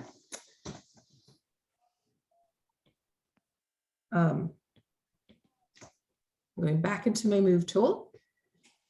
So we can distort, we can freeform, allows you to just change it in any shape or form. And then at the top, you'll see this little green sort of lollipop sticking off the top. If I click on that, that allows me to turn that shape. There's a little green lollipop here. It allows me to just turn and play with that shape. I can flip horizontal, flip vertical, all sorts of fun stuff there. And if you don't like what you've done, you can hit reset and it'll pop it right back. It hasn't changed it irrevocably yet until we move out of this move tool. So the last little thing I want to show you in the move tool, and the reason why is warp is really interesting because warp is the last selection here. And not only it allows you to kind of stretch and pull. See, as I'm pulling this stretch here, but I can also go in and really adjust inside there on those points. So I can pull and reshape. And where I often use this tool is if I'm doing a portrait or something, I can actually really fine tune like a section of a face. And I'm going to do a quick, hopefully this will work. Let's see if I can do this. Can you guys see my new file there? Yes. Okay, I'm going to go back. Yes. Right. You just stare at me for a minute. I'm going to show you why that warp tool can be really great if you're working like on a portrait or something. You got it all the way to this point and you go, that nose is feeling a little funky. I don't want to have to repaint the whole thing. The warp tool can be really wonderful. I'm going to go into my selection tool here because I don't want to warp my whole face. I just want to change the nose, right? So I'm going to go into my selection tool. I'm going to use feather, which softens the edge. You know, some of you were saying, I see an edge on my selection. Feather allows us to soften that edge. So I'm going to feather the edge because I don't want to have a hard edge. So I'm going to feather it maybe like 20%. Then I'm going to come up here and should we be seeing you do something? Because I just see two pictures. Wow, yeah, maybe I need to reshare. I know. But iPads and sharing in Zoom are kind of funky. So let me do a quick reshare there. It seems to not like me when I change files. All right, let's do that and that. Thanks for letting me know that. And definitely let me know that if that happens, guys. I don't want to leave you guys in a lurch. What is she talking about? All right, oh, back. You can see it moving? Yes. Okay, good. It obviously didn't like it when I changed files. Let me turn off all these layers here. All right, so we're on this layer here. I just want to change like maybe the mouth or the nose. So I'm going to hit selection. I'm going to feather that selection, soften that edge a little bit. Or maybe set it like 30. And now I'm going to come in the freehand tool and I'm just going to select my mouth area. I just want to change the shape maybe of the mouth, right? Now, while you have a selection in place, you can use some of these other tools. I can do a few things. I can come over and play with the color of this, and it's only going to affect that area. So if I wanted to saturate just that portion of my face, I could do that, or darken just that portion. You can see it's just affecting the area we've selected. But I can also come over to the Move tool in warp mode. And you'll see it's not affecting the whole piece. It's just affecting that one area. So I can actually play around if I needed to with a certain like feature on a face and be able to change that a bit. And once I click out of there, I have that there. So let me do a duplicate again and walk you guys through it again. So I'm gonna It's kind of like liquefying. kind of, yeah. Except a nice thing is you have a little bit more control, like tweaking, you know, on things. Yeah, I like liquefy a lot too, but sometimes it's like a little bit like hit or miss with liquefy. Although that is a fun tool to play with. So Diana was talking about liquefy. That's down here under Magic Wand tool. It's just a fun tool to play with. You can push an object like this, pull across, kind of liquefy. You can twist it left and right. It's pretty a fun tool. So let's go back. I'll just show you that one more time. So let's go in. I'm going to make a selection, just a little slight feather. And let's play with the eye bubble this time. While that's selected, it's only going to move that area. So I could maybe I want my eye to be a little more squished or smaller in that space. You don't have to redo your entire portrait. You don't have to repaint. Sometimes you can just change that with that warp and change tool there. So here's, you can see the difference between those layers now that we've changed that. How did you get the feather for your selection? So the feather for the selection is, once we have our selection, down here underneath the rectangle, there's a little thing that says feather. So I'm going to click on that. And you could decide how soft you want that selection to be. On mine, it doesn't give me the option to do the feather. It's grayed out until I actually make the selection. Oh, there it is. Is Okay. there something? Oh, really? So you have to Mine do did- selection first? Yeah. Mine doesn't do that. You can do this. Yeah, mine doesn't do that. Yeah. So you can But do it's it. one of the little dots at the bottom. Okay. Yeah. So you can do it that way as well. Looks like you can do it that way as well. I'm not sure why mine allows me to do it first, but yeah. While we're in the selection tool, actually, the other thing you can do with a selection is invert. So if I wanted to protect an area, let's say I wanted to change all of my face except for my eyeball, I can make that selection and hit invert, which flips your selection as well. So now if I came in and changed the color on my face, it's only going to change that area that I had selected. So.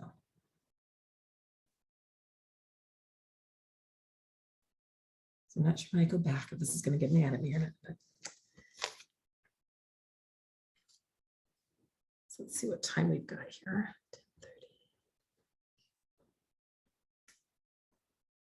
So let me hop back. I may have to do a reshare when I come in here. We'll see if this is. Yep, let me do reshare.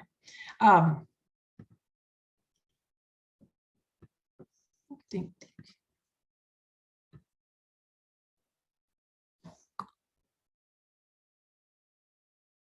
So I feel like that's a lot of like technical stuff to throw at you guys at once. I don't know if, does anybody have any questions on some of the things we've gone over so far? Maybe you want me to redo anything or?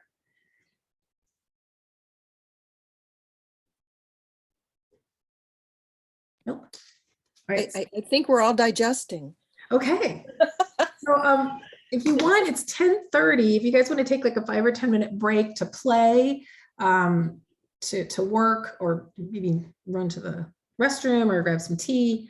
And we could take a little break because I don't want to, 3 hours is a long time to just push through. So, so we'll take a little break. You can play with some of these attributes. If you have any questions, ask me. And then when we come back, I want to talk about some traditional tools that I like to use, or techniques I like to use when I'm creating like a portrait or something like that, that maybe you can bring into your work. So we'll start a new file when we get back.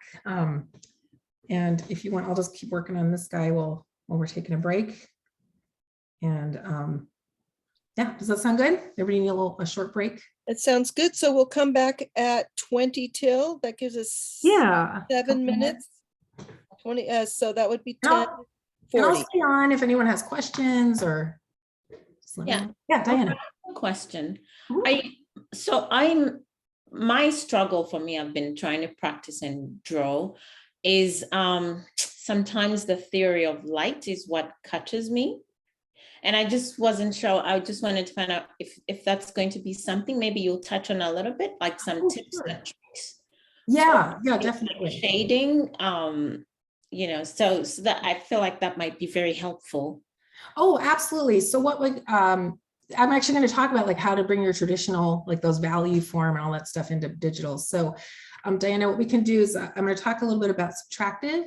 So we'll do like a sphere and talk about like how to get that working in the digital realm. Is that what you're thinking? Or just basic light and shadow?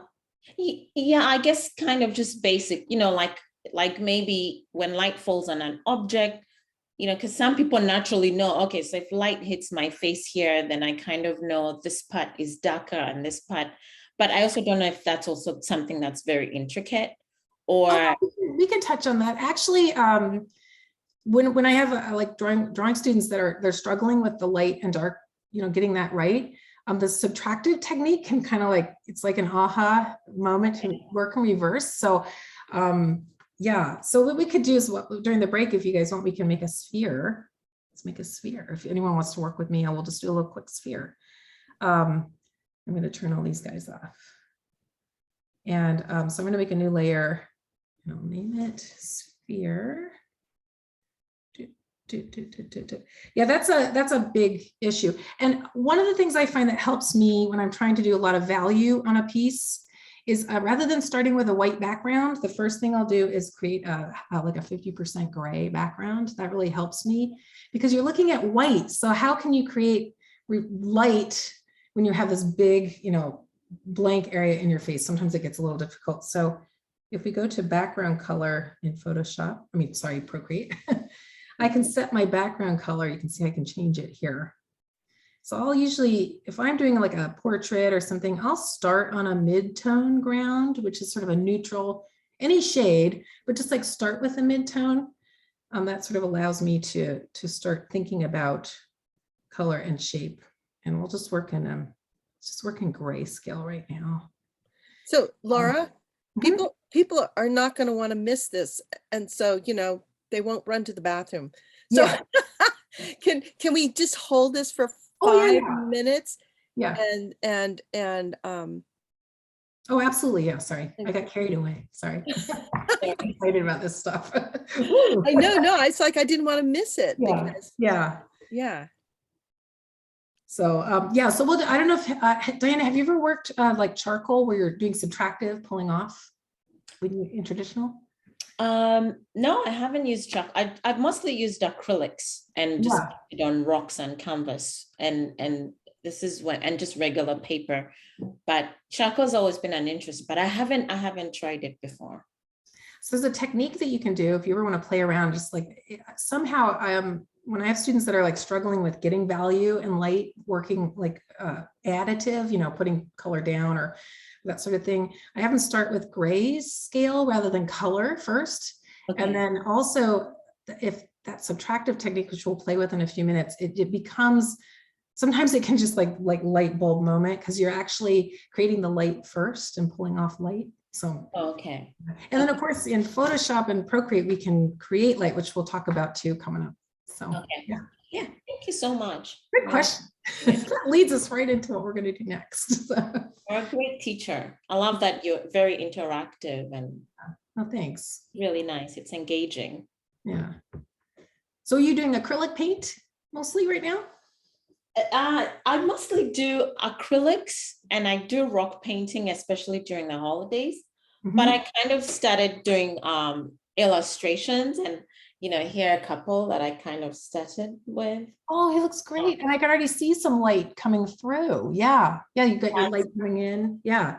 Light is such an amazing compositional tool. I think people forget sometimes, they think about composition of elements and we forget that light is like such an incredible compositional element to pull you through a piece, to create drama, emotion, it's, yeah.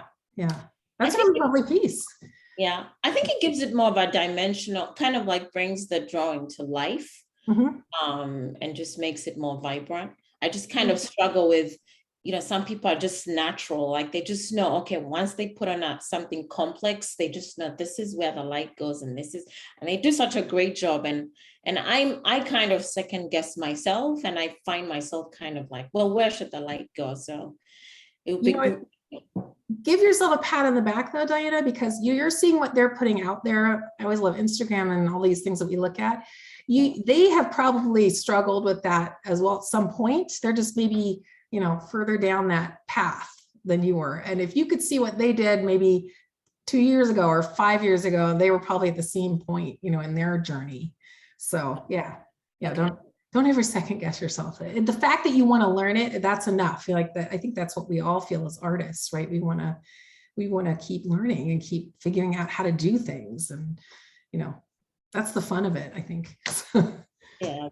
No, I already saw some light in your piece that you showed. Was that digital or was that Procreate? That's Procreate. I've just kind of been playing around, and every day I challenge myself and do like a drawing prompt. I did some like little kidlet. Oh, she's adorable. Yeah. So I find my shortcoming is just the light area, and I guess sometimes drawing like sharp edges to give it like a very refined, structured look. I find sometimes, when you use figuring out which pixels, because you're right, you talked about printing versus digital. Sometimes when you share it like on a portal, a medium like Instagram, it compresses it, so it doesn't look as nice, but as you're building your gallery, that's where sometimes nowadays people look to see your work. So it's just one of those things, trying to figure out how, what canvas to use that will best portray your picture in its best light.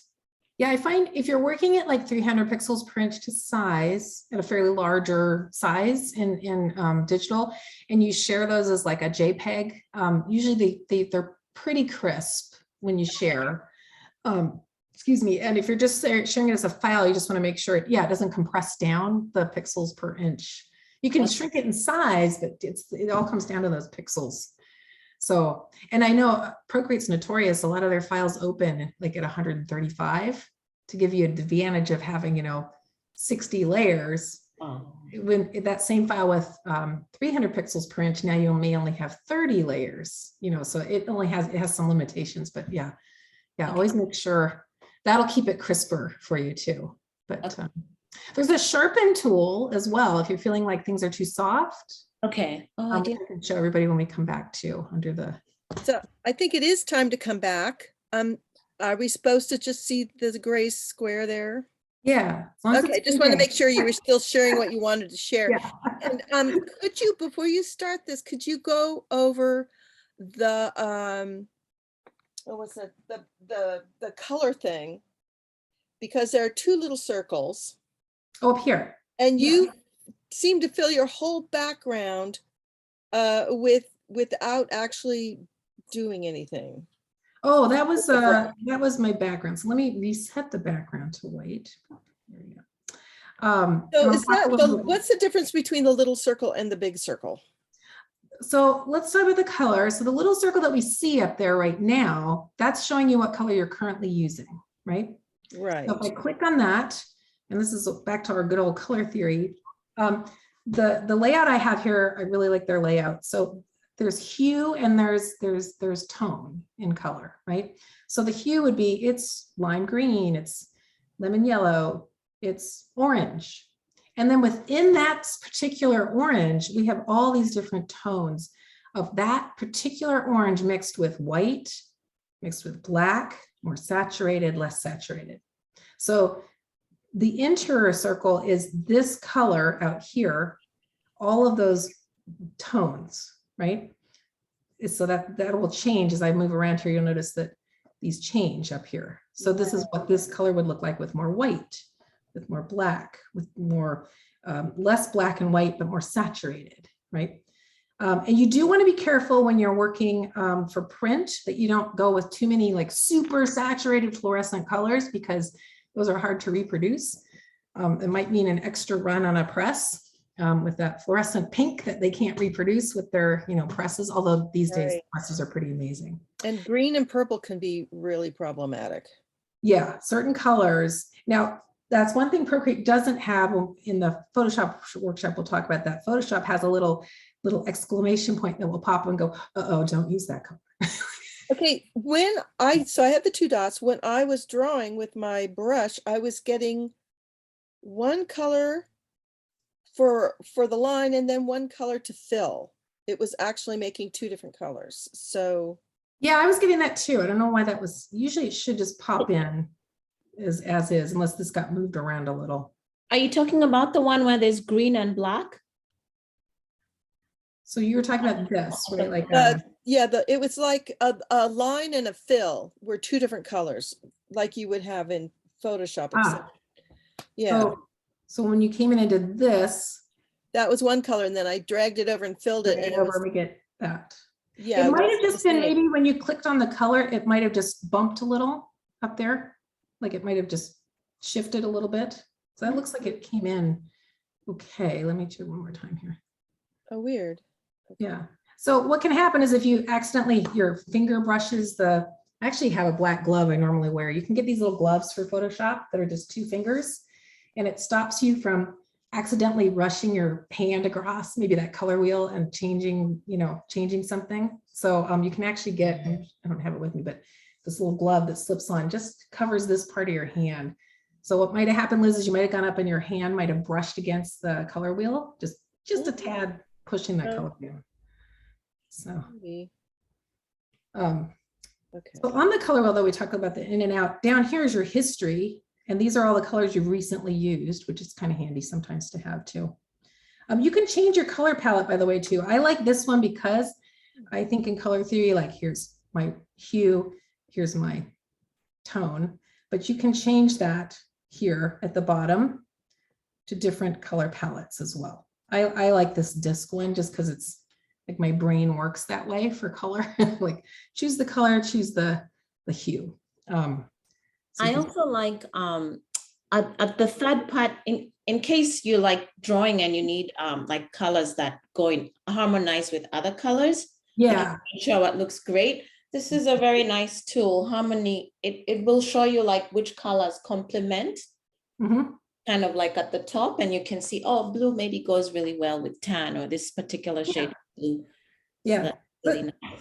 Yeah, it just has different ways of looking at it. And yeah, it's funny, like everybody's brain kind of like absorbs that as different ways. So we've got all sorts of different options there.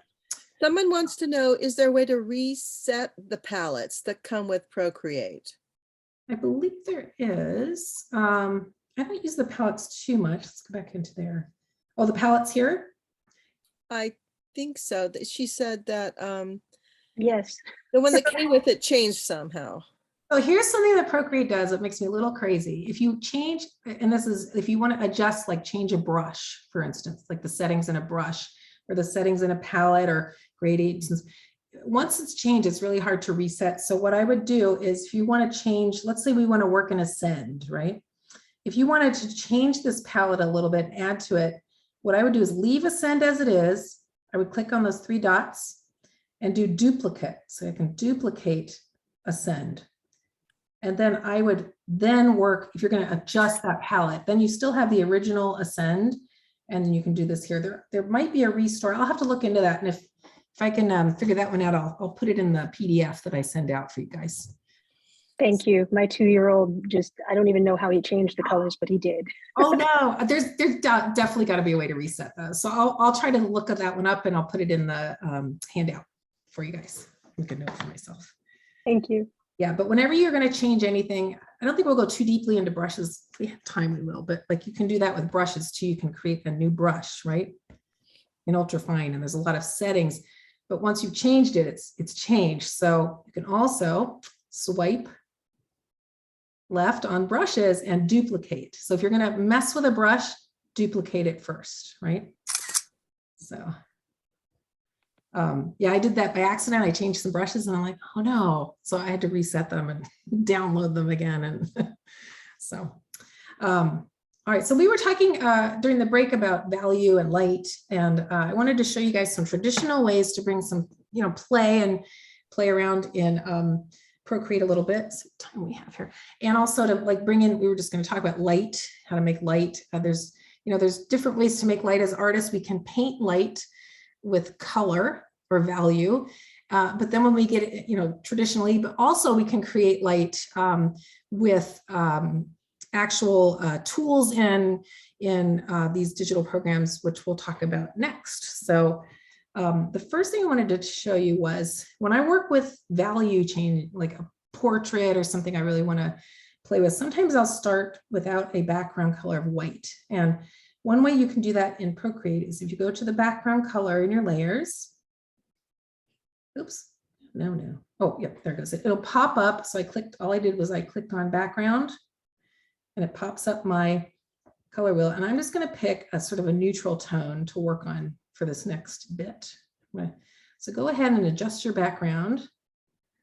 And you can put your background into any color you want. I'm just going to go. Sorry, where did you hit background?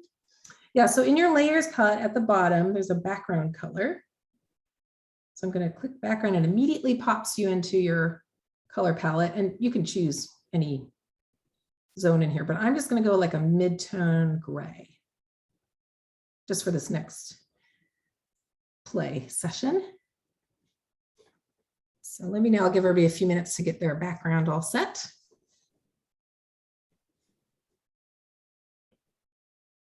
And then while we're doing that, I'm going to group. I have a lot of layers I don't want to look at right now. And this is going to happen a lot in digital files. You'll end up with, especially in Photoshop, you can end up with 70 plus layers.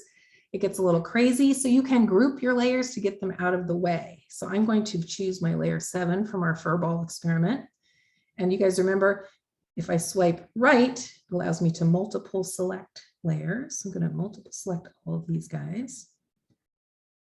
While they're selected, I'm just going to hit the word group. And it puts them into a group. They're still fine. They're still there. But instead of having to look at them, I can now click this little toggle and they're out of the way. So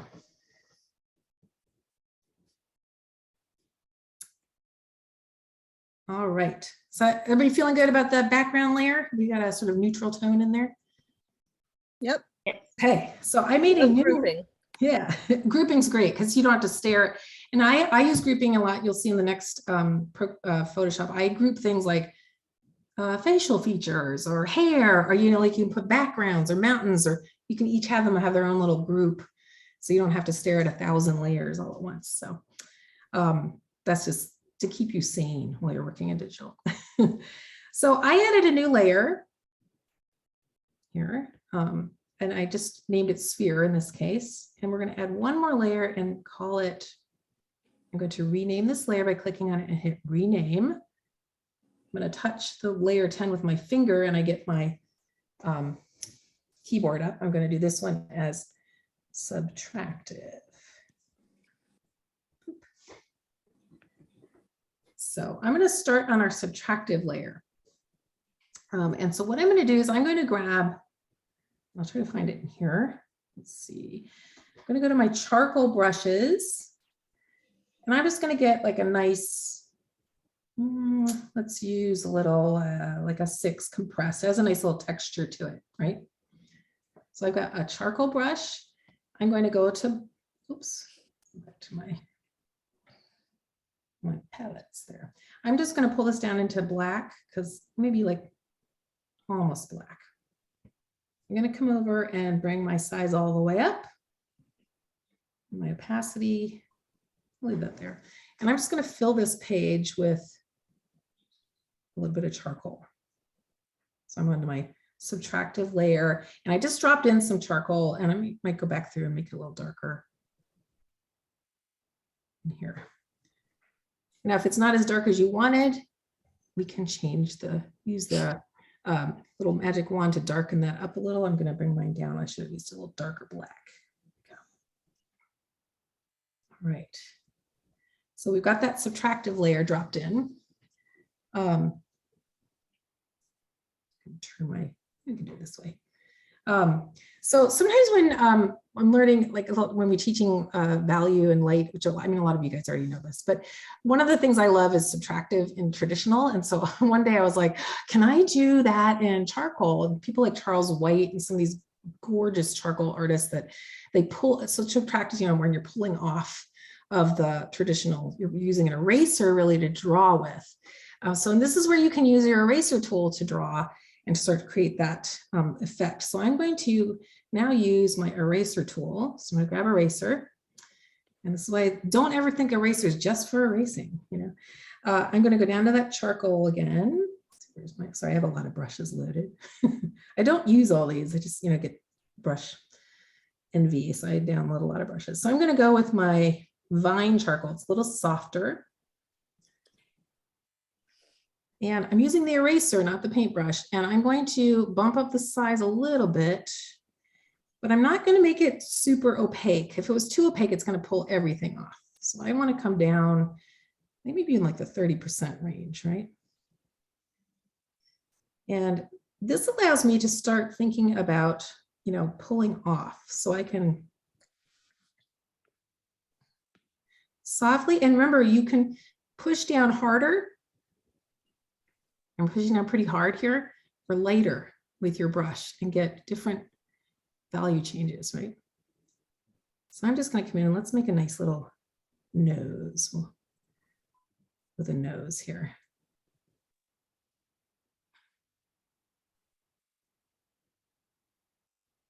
Oops.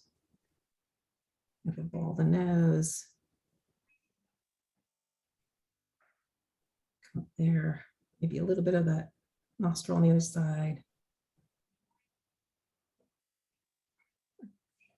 Well, I'm actually pulling out, right?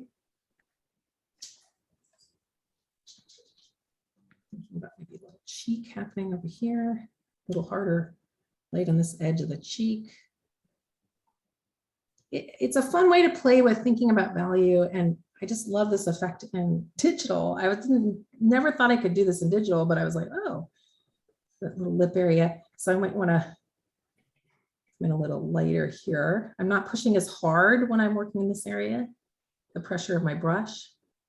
I can even change the opacity so that lip starts to come in here.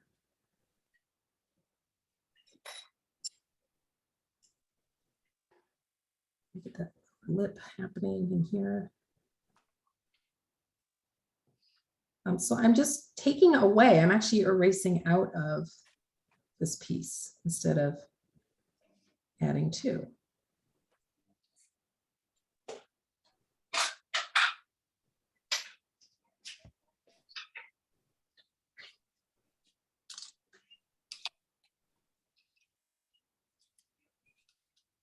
And it can be a really interesting way to think about color and, I mean, value change. We're just working in black and white at this point.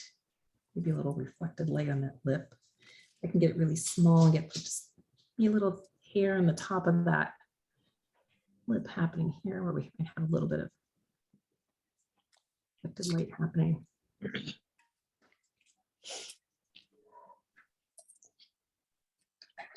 I can come in a little more opaque. So I'm pulling off, as with the eraser, we're pulling off more. Right? Creating some highlights and little lights. So you can really quickly start to sort of carve into. So don't think of digital as always having to put down paint. Sometimes you can carve into a piece, right? Oh, that's So we can carve into. And if I can get his, let's get his forehead going here. We can start to carve in.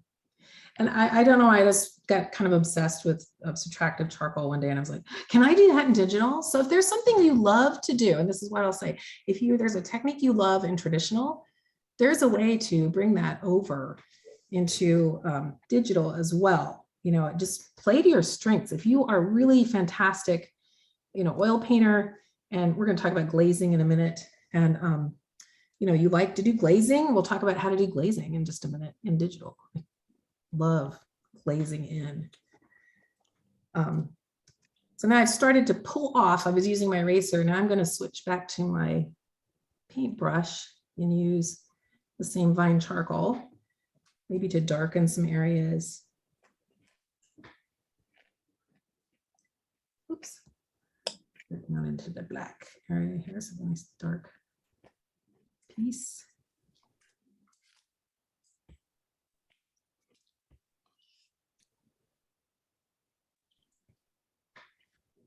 You can sort of see some. So now I'm adding to with a paintbrush, right? But it's a really interesting concept doing it thinking of taking away to paint in digital, but it's a possibility. If I want to create some light coming in on this character, I can come over here and start to create some of that light. Might be coming in. That's very cool. Yeah, we get a little backlight here, maybe start to cut into where his chin would be and the shoulder here. So, you know, if you have basically what I'm saying is if you have a traditional, that's kind of funky over there, but so if you have a traditional technique that you love, and I tend to like, I don't know why I've started working in subtractive form a lot. One of those, two of those pieces you saw when I showed the first were all subtractive work. Laura, where did you go into subtractive again? So subtractive is a terminology, it's a technique of drawing, where in tradition we lay down like a field of charcoal on a paper, and then you actually pull off. So it's subtract, you're pulling away from your tool. So what I did is I created a layer. Let me see here. I filled that layer with some sort of, you can use a spray or anything, but I just used the charcoal just for I just use the charcoal to drop in like a sort of a base that I can pull out from. Right. That I can pull away from, subtract from. And then I really am painting with my eraser tool. So I always like to throw that in there because the eraser tool is more than just an eraser tool. It can be, you know, a painting tool, you know, so. Oh, so subtractive is not a, it's not a tool. You just labeled that layer subtractive? Yes, I did. Yeah. So it's okay. Thanks. I was looking for that, and I got a little. Oh yeah, sorry. Like, yeah. okay. Yes. So subtractive is kind of like a technique where you take away from rather than add to. So sometimes in digital, yeah, you can always work in different ways. So yeah. Great. Thank you. And one more thing. How did you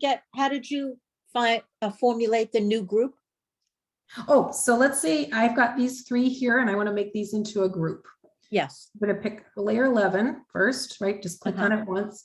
Then I'm going to swipe right and I get that navy, swipe right again.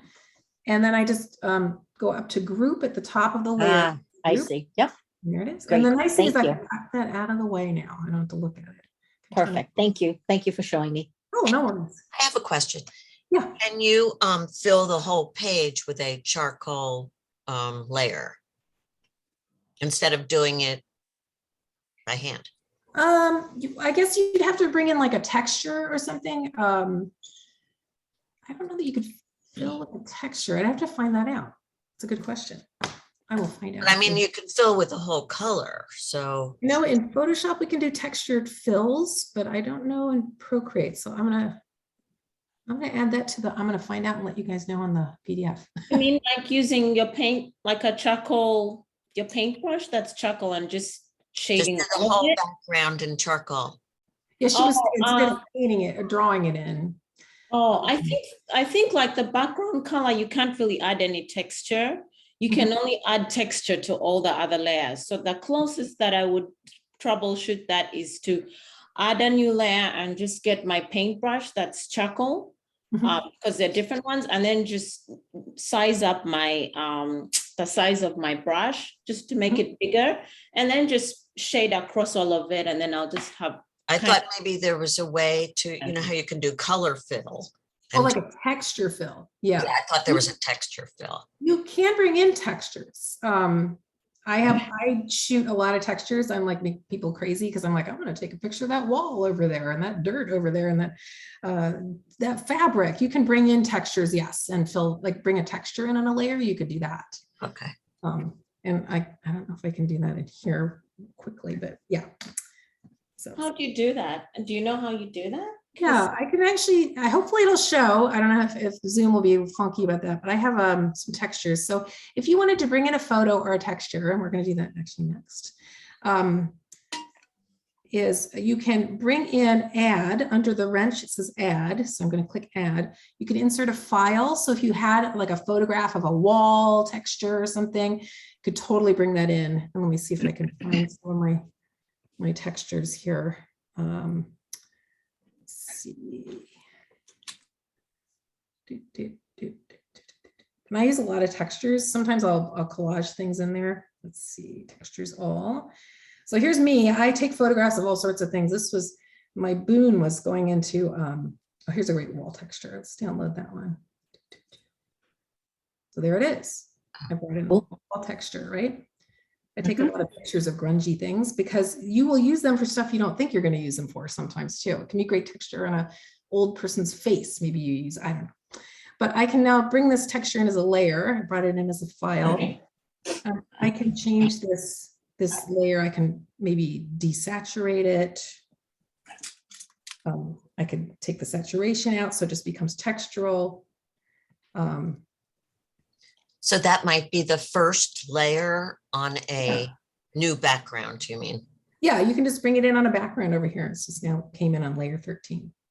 So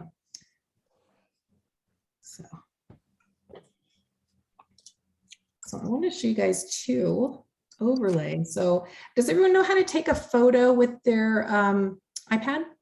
A screenshot? No. All right, so on your iPad, you have the volume controls, right? And you have your power button. If I take the power button and the volume and click them at the same time, you're going to hear a little click. It just took a photo of my,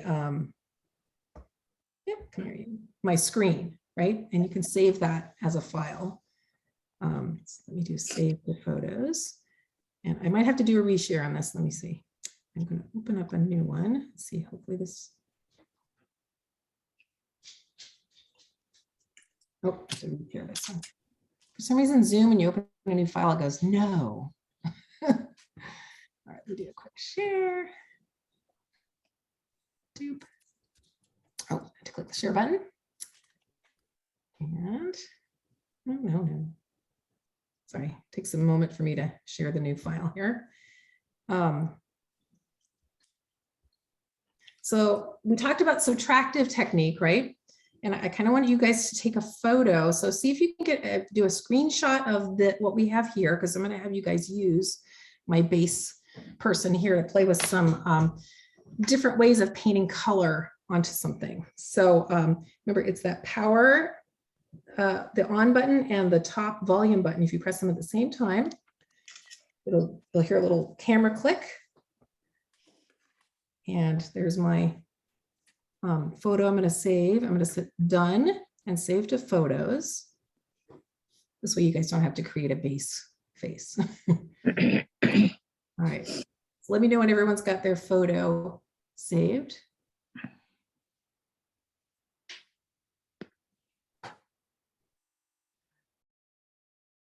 All right. And to insert a photo, because there's a lot of times you may want to bring in a photo as a reference.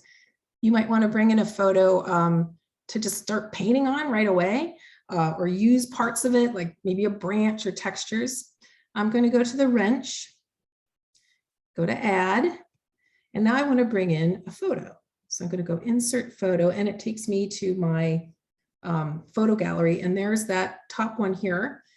I click on that once and it brings in the photo I wanted to play with here. So, oops. So it brings it in as a layer. You'll see inserted image over here. So let me know when everybody's got that little guy in there in their file.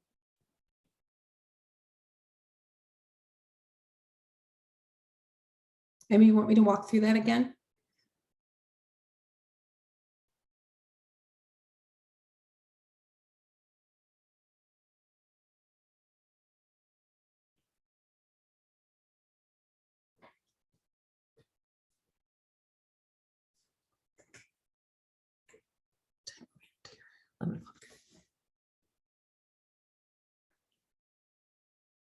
All right, so does everybody have their photo of my my guy's face in there? Could you show it one more time? How to do it? So I'm going to take a screenshot of this, my screen. So I'm going to take my 2 fingers, I'm going to put one on the power button on my iPad and one on the volume button. And this works in anything, not just Procreate. This is just taking a screenshot. I'm going to click them at the same time. You hear a little like camera shutter. And I'm going to type this little thing here. And this is the photo I just took of my screen. I'm going to hit done. And it will save to photos. And if you don't have the ability to do this, you can just watch the glazing demo too, but I just thought it'd be good to know how to bring photos in and that sort of thing too. So now to insert that photo, because right now you don't have him in there. Oops. To insert that photo in, I'm going to go to this wrench. I'm going to go to add and insert photo. Wrench. And there he is. I'm going to choose him. As soon as I choose him, he's going to pop into my screen. And he's selected so I can make him bigger, smaller. Mm-hmm. All right, everybody got the face in there? If you don't, that's okay. You can just sort of watch what I'm going to do too in this one. Okay. All right. So one of the other techniques I think is kind of interesting in Photoshop, Procreate, and I'll sort of show you how I built him up as well. He was just a quick sketch here. And I start pretty loose. You can see I'm just kind of blocking him in here. And then what I like to do when I get to this stage and I don't want to mess it up, I make a duplicate layer. So I would duplicate him and just keep working on top, right? So then I keep working a little more, refining how he's going to look. And he's a little funky, and then I'd maybe duplicate that layer and I can just sort of finish him off, to sketch form so we could play today. Now, I brought him in grayscale because there's a technique in the traditional world called grisaille, where you can do anything in a monochromatic form, and then you can do glazes of clear color translucent color on top and slowly build. And so that's this layer here. And you can see the beauty of that is I can work out all of my detail, all of the ins and outs on this person here. And then I can glaze over the top of that with color. So I don't have to actually paint on this layer. So that's this overlay layer.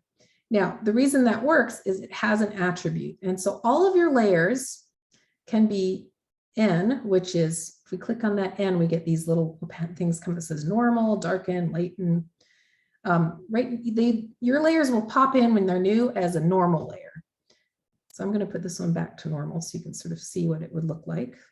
That would be what it would look like normally, but I'm actually painting on it with a translucency so that I'm able to paint and see all that detail come through.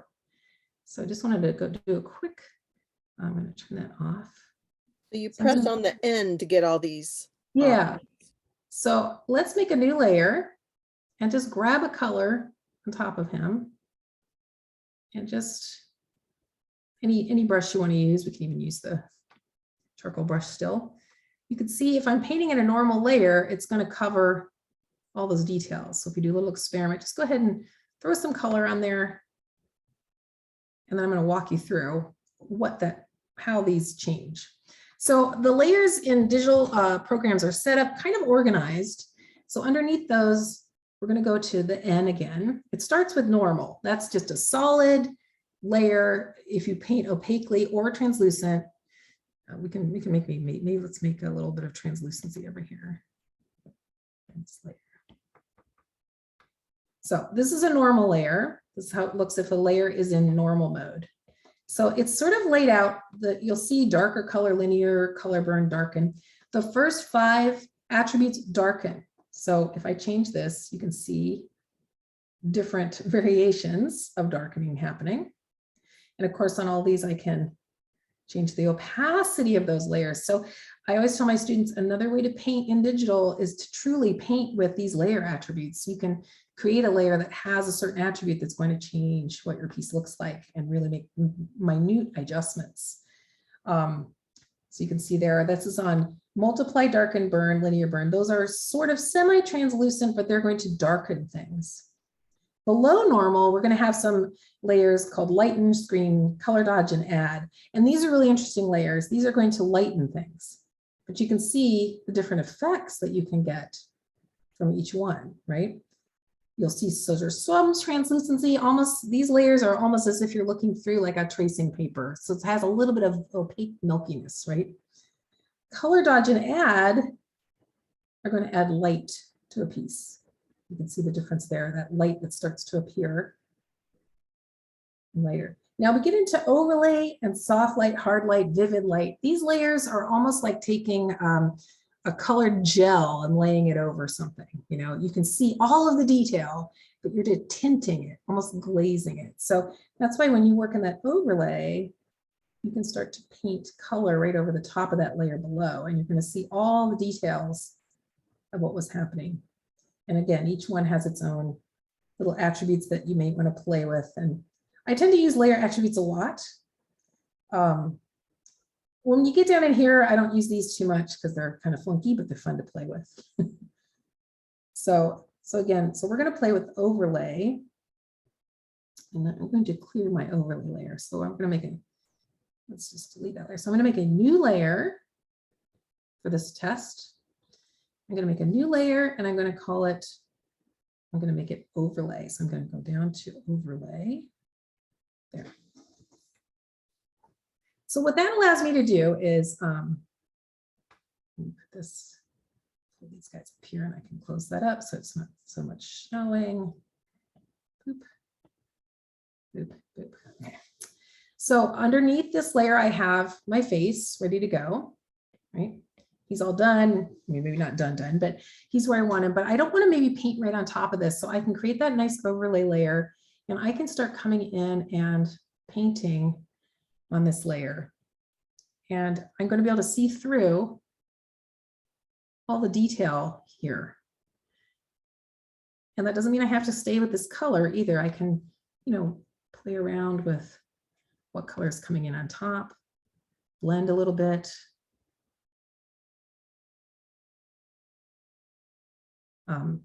My painting going here. If I want to maybe start, I always push the shadows. I hate to do like black, like just dark, solid shadows, like make beautiful shadows. When you really look at things in the art world, our shadows can be really beautiful. So, you know, play with those shadow colors. Don't ignore those shadows because they are the unsung heroes of light and shadow and light and dark and value. Sometimes I'll go with a tone, like a green, so you can sort of, that's just me. I just like to play with my shadow colors and make them sing a little bit too. I feel like the shadows get a chance. They should get a chance to be just as beautiful as your light, right?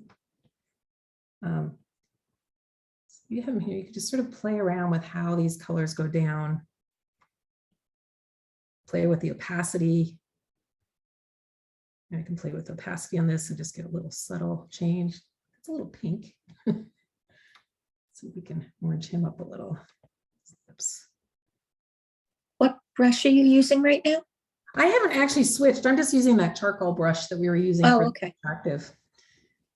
But it's kind of a really great way if you've got your portrait is like set in stone, it's the way you want, and now you want to drop color in and you don't want to mess anything up underneath, using that little overlay layer can be a really great way to play around. And don't forget, we can still also come in with that smudge tool and blend a little more. So I'm going to blend some of this blue and orange together in here. This program is really cool. It's limitless, and I'm always learning new stuff. You know, and each of us works in a different way. Like some of the stuff like Diana, you shared, it's like, oh, I want to try that. You know, like there's just all sorts of tools that we're all learning. Yeah. Wonderful medium. It's endless. Yeah, It's endless. It is. And actually, if you know Photoshop, like you see, you know, that you have sort of a basis of knowledge.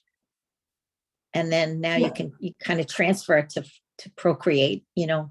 Yeah, absolutely. And you find out like where all the, you know, like, okay, so where's the fill button? Where's the this? Where's the that? Yeah, I feel like Procreate made this beautiful interface that's not busy.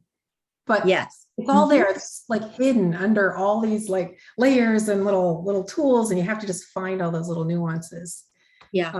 Initially, I was a little intimidated. I felt like, oh no, I can't do anything yet because I don't know where stuff is. Yeah, that's a lot of it. Is just figuring out where they've put everything, because we're used to doing it in Photoshop, right? Right. And Photoshop can be intimidating too, because now, you know, people come in like, oh my God, how many windows do you have open with different technical, you know, tools and stuff?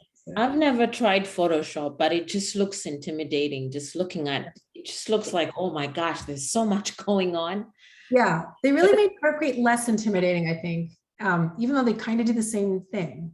But yeah, you know what's cool about Photoshop? Yeah, Photoshop is cool because you can know just a few things and do a lot with it. Yeah. Yes, you can. You don't have to be a technical wizard, you know. And you don't have to understand the whole thing to make it go. So which one is easier, Procreate or Photoshop? You know, I used both. I use both, and sometimes it depends. I think you can do a little bit more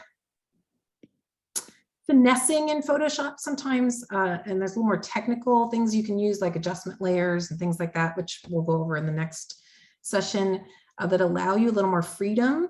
You can work on bigger files. So if you ever have to do something for a large like format, Procreate is limited in its size that it can handle. Like I said, if I've pushed it to the limit, I tried doing like a 20-inch by like 25-inch Procreate file, and you only get like 5 layers because it just can't handle that. Okay. So that would be something where if you were working big, you might want to work in Photoshop, because you could still have your, you know, 8,000 layers, but you also need to have that on a laptop. So that's why it has to work on a laptop. There is Photoshop for the iPad, which is really great. It doesn't have all of the bells and whistles that Photoshop on the laptop has. So like professionally, I think like if you were going to work in Photoshop, the laptop version is probably the better version to use. But yeah. I was Wacom tablet. Has anyone heard of it? I've heard of a Wacom tablet, but oh yeah, we're going to be using that. About. Yeah, that's this guy. I'm going to use that next session actually. Oh, yeah. And you can get Cintiqs as well. I still use my Wacom because I have a beautiful big monitor that I use, so I don't need the bigness. So okay. Yeah.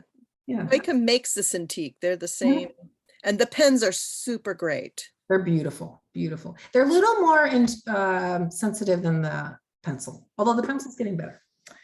So we have this overlay. That's one option to colorize him. You can see how funky this looks, though. If I put it back to normal, it's like, oh, okay. But you know, on overlay, it's really nice.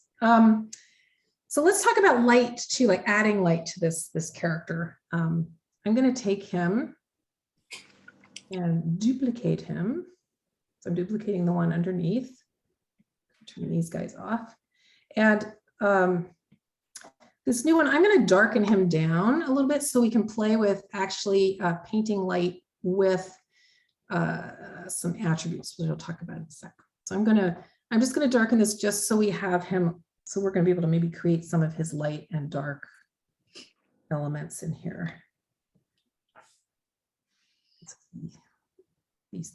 Some saturation. Actually, okay. So you can actually create the light here, like I've painted light on his cheeks, things like that. Let me just take a little. I think I'm still How on. did you darken him? You went to Under the magic wand tool, you have adjustments like hue and saturation. Yes. Oh, okay. And you can darken, lighten, change the saturation. He's kind of grayscale, but so I'm going to take this layer and show you guys a couple brushes you can play with. Under the brushes, they have a section called luminance. No, vintage. Where is it? Luminance. Yeah. Here's my luminance. Oh, I moved it up to the top. Luminance. And there's some really nice tools in here. Some of them are pretty, hard edge, luminance. They're kind of neat. You can create sort of neon-y effects. The one I like to use is Nebula is a really nice one for just softly brightening in an area, because it's just this soft sort of, I'm going to turn it all the way up so you can see what it would look like. It's kind of bright, but you can see how you can kind of build with it. Here, I can create like a core, and then I can come down and bring that opacity down, bring my brush size up, and kind of create a nice little glow around that core. You can see how it's starting to feel like it's turning on.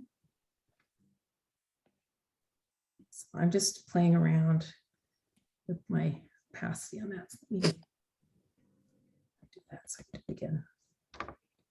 So I've got Nebula on. I'm going to go small or large first, a little low opacity, and create like a little glow. And I want to create like a central glow in there. So I'm going to slide it down, put my opacity up a little bit. And I can start to create a little bit more of that glow happening. And I'm using my pressure.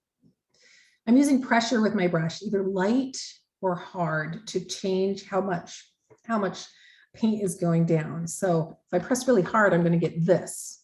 If I press softly, I can get really nice buildup. So just sort of play with that, that way you can build up just hard and soft with your brush. Right? Of course, I can change also the opacity, the size. So I'm just going to start to get that little core. So just see if you can get a little glowing nebula core. I'm getting smaller and smaller with my brush, a little more opaque towards the center of that core that's happening in there.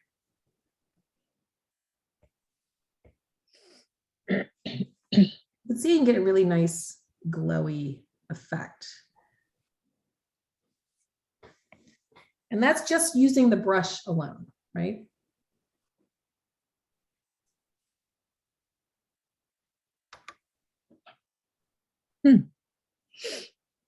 So that's just using the brush by itself. I'm going to take our guy here. Let's see. He's off. I'm going to take my guy here. And let's see here.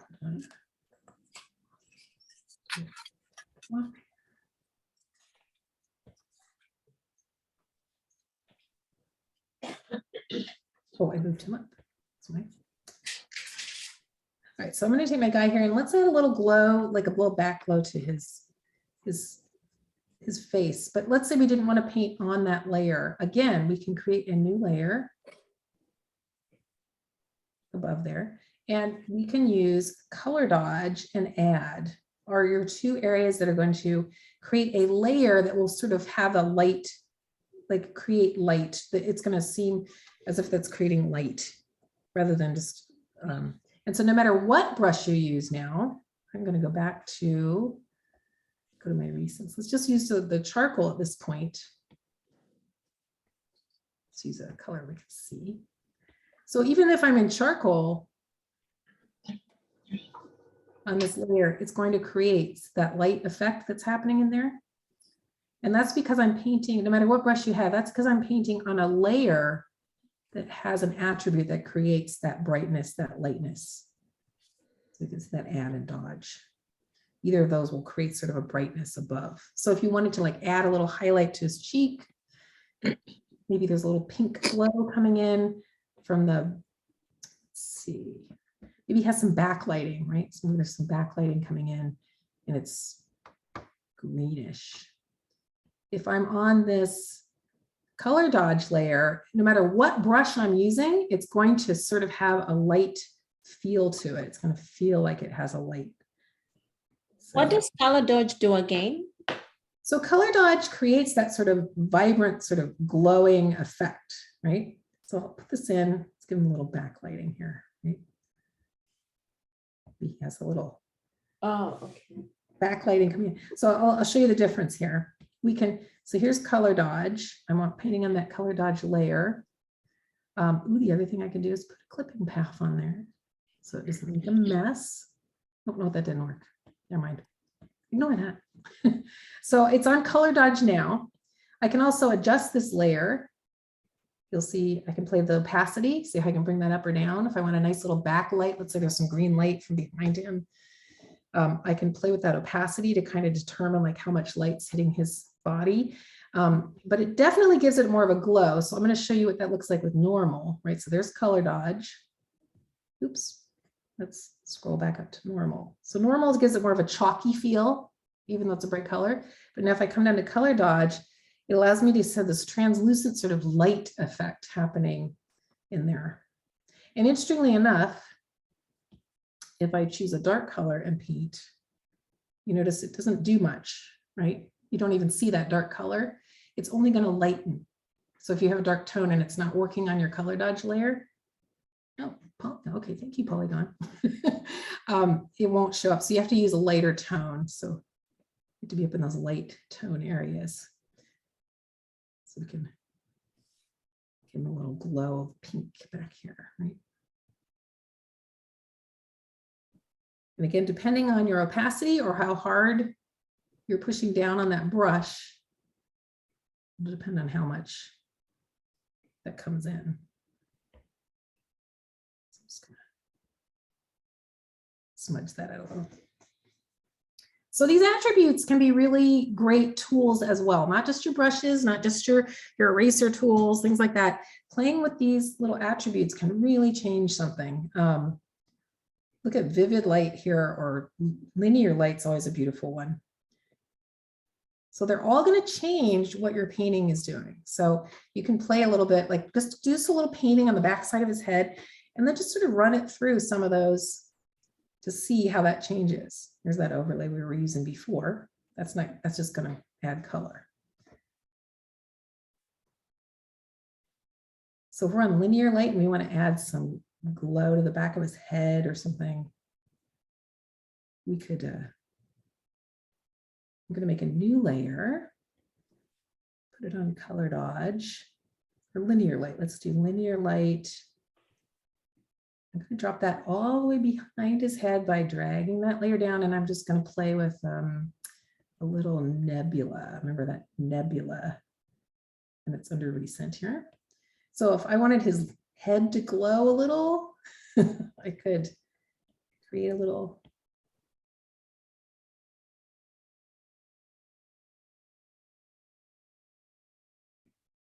Oops, make sure he's in the right spot there. I can kind of create that little glow behind his head.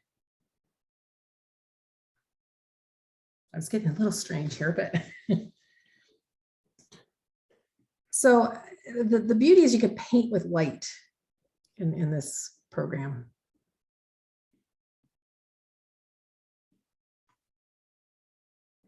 Just by the opacity, the size, the layer that you're on. Sorry, how come this last painting has the combination of pink, yellow, green? Oh, I was just so you guys could see the color going down. I don't know that I would paint him in yellow and green, but maybe there's a backlight. Yeah, he's at a club and there's a backlight coming in. So you could do whatever color you wanted in there. I was just trying to do a color that we'd be able to see. No, I know, but on the brush thing, you use the last painting that on the left side, it has a combination of pink, green, yellow. How? Oh, up in here, the shadows, you mean? Yeah, on the left side. Yeah, that dot thing you were drawing. Oh, the last. Yeah, thing. I kind of, so when I paint shadows, I like to bring color in there. That's just a personal like aesthetic for me. I I know we don't always have like green or pink shadows or whatever, but I don't know, I find it interesting sometimes to play with rather than just going in. So a lot of people want to go like, they'll just take a multiply layer and they'll take black or something, right? Like down here to create their color. Let's see. Let me turn these off. So some people may just want to create their, oh, I gotta turn him back on. Let's see, turn him off. Turn that off. Okay. So sometimes people will just grab a multiply layer on top or use a brush and multiply. And that's going to darken those areas. And they'll just go with a dark, dark shadow rather than like this, something like this, where you can, adjust how it darkens. And that's okay too. But I think sometimes it gets a little flat if it's just like a dark black that you're dropping in for shadows. So I kind of like to think out of the box sometimes rather than doing a black. Sometimes I might come in with, a color that will create that same shadow effect, but just make us feel like it's like a luscious little, I don't know, a delicious shadow, so to speak. So I don't know, I tend to like to go into the greens. Sometimes a color you don't think might be a great shadow color can even be a really wonderful tone. So even if I come in, you don't think of green as a traditional shadow, but cool. He's a warm face, so I might come in with that cool color in there. I'm interpreting the color of that shadow for sure. So I might play with what color I choose to make in my shadows. So it's just more of a personal, I just like to do color in my shadows. You can kind of, does that help answer your question? Yes, I thought it's just I didn't realize that you did change the color multiple times. I thought it was just one time using one brush, but combination of that color. Yeah. Well, and now that brings us to another thing I wanted to show you guys. There's a thing called color sampling. I use it a lot in Photoshop and a lot in here. So I'm gonna take this guy up to the top. So Laura Susan? Yeah. We have 25 minutes left. Okay. And one person wants to cover saving and exporting between the two programs. And someone wanted to cover characters. I'm not sure. Oh, like letters and things, maybe. Oh, yeah. Okay. Saving, exporting. I'll just make sure we get them all in. And like text, right? Adding text. So is that what you were talking about, Sally? Yes. Okay. And also, is it possible to find out about making a GIF? Oh, sure. It's easy. Well, Jeff, you'd want to do with the animation. I can open an animation program and show you. I have a couple animations. I can show you how to do that as well. Can we do that all in 25 minutes?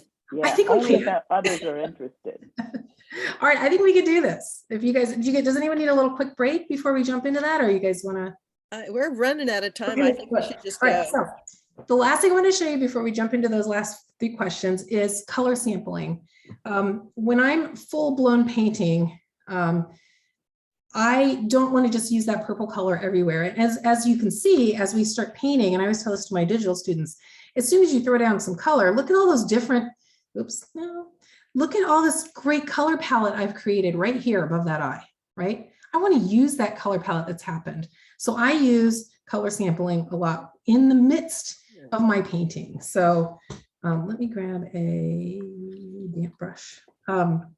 So let's say I'm in here and I'm painting with this purple and I've said, ooh, there's some really nice colors I want to pick up right away while I'm painting. I'm going to use my finger for this one. If I push down, see this little circle that comes up? Can everyone see that? So move around.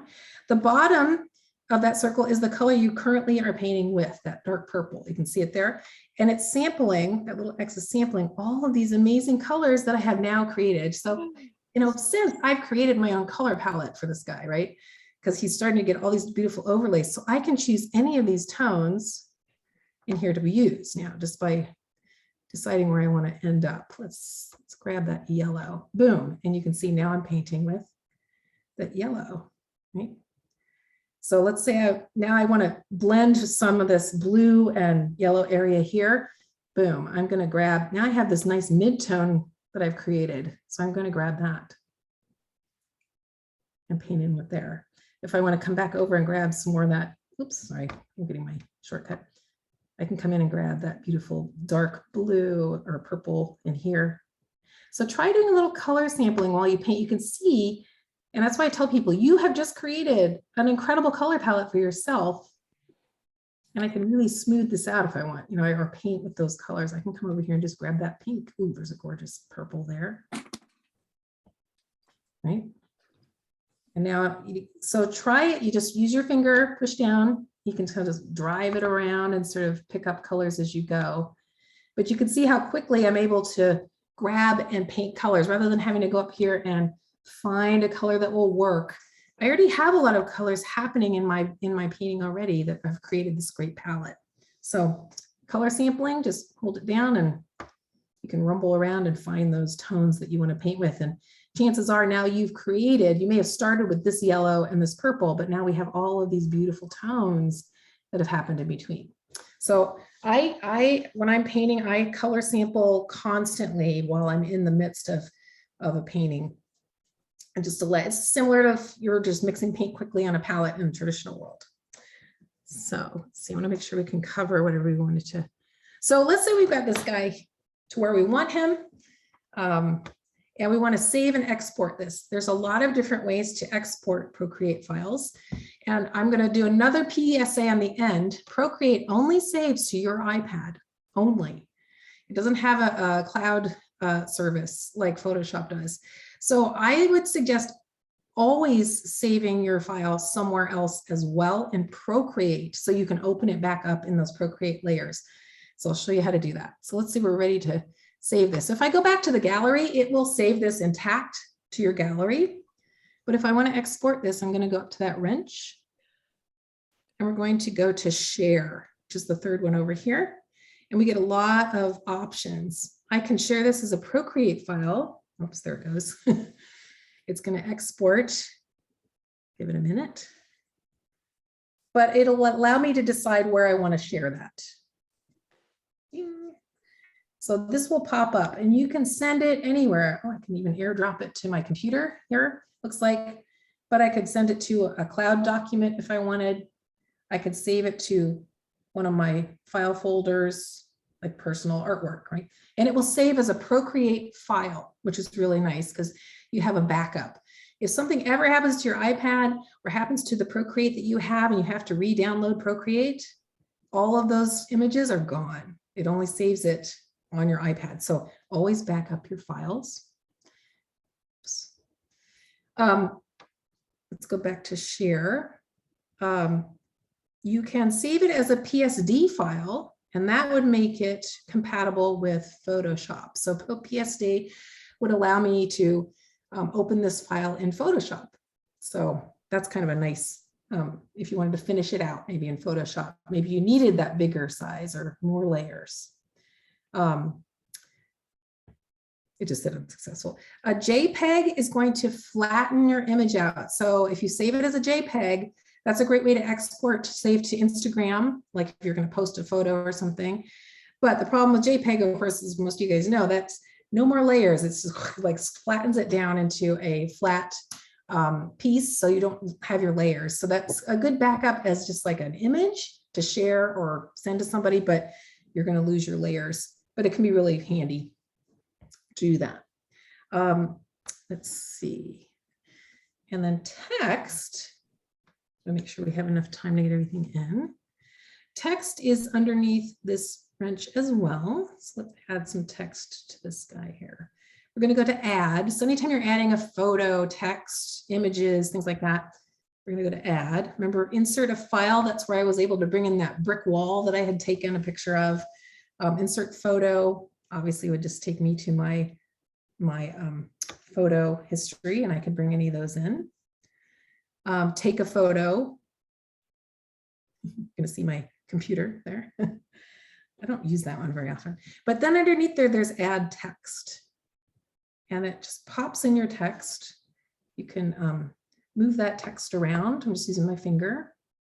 And- It's just showing on your phone, your save thing. Oh, it did? All right, Yeah, it's stuck on that gray screen. sorry about that, guys. Photoshop should share better. I don't know why iPads to Zooms, they just get a little picky. Huh. Hold on, here.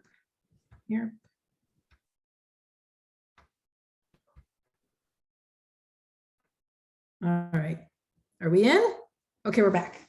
Yeah, we see the guy. Let me redo that type there.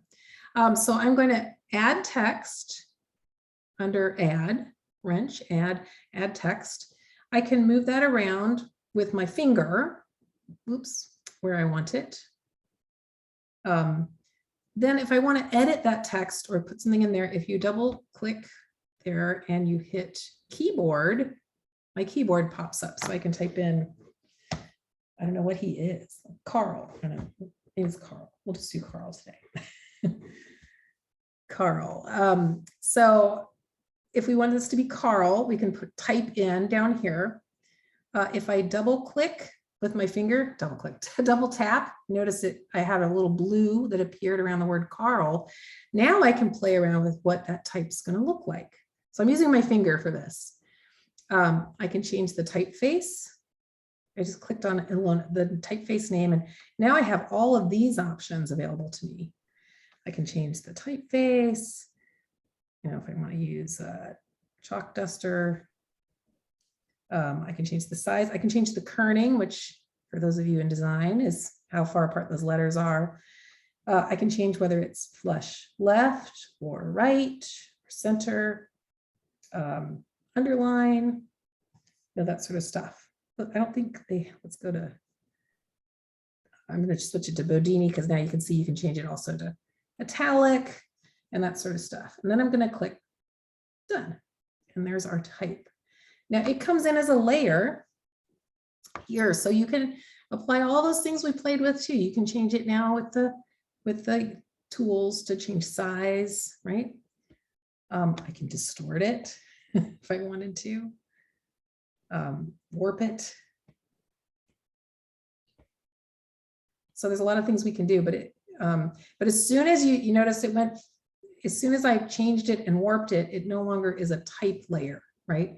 So you can't edit it once you've done that. So you want to do all your editing before you play with that type. So let me do that really quick once more time. So let's add another layer of type. We'll go to the wrench, add text. I'm just going to double click that text and click on keyboard. We can put in test 2, right? I can move that down here. And as soon as I click on one of these options, it allows me to play. Oops. I have to double tap. Come here, you. All right, so I texted out of it. So I can go over here also to edit that text. There you go. So this is where I can change size, shape. And while this is chosen, we can also change color. So I can go up to the color wheel while this is in this mode, and I can change the color of that text. Here. How do you bring this menu at the bottom? Oh, so there's 2 ways to do that. If you haven't changed or warped your text layer, right? Once you change and warp it, it becomes a regular layer. You can either, once you say add text, you can just click on that text twice and you'll get this option, and you click again, or sorry, tap twice with your finger. And you have all these options up here. As soon as you touch any of these, like book italic, that menu will pop up for you. Yeah. Now, as long as you haven't done anything like we did to Carl, we stretched Carl out and warped him. He became no longer a text file because we warped it and changed it. We can't edit him, but these we haven't warped or changed. We've just moved them. So if you wanted to change that layer, you could go on, it says text here. I just click on that layer. Remember where we found our clipping path, and there's an edit text that you can click there, and then again, double tap, click, and you get that popping up. We have a couple of questions about saving and exporting. Yeah. When you export the Procreate file to, say you airdropped it to your laptop, is it still on your iPad? Yes. Yeah. Okay. And also, can you import a Photoshop file to Procreate?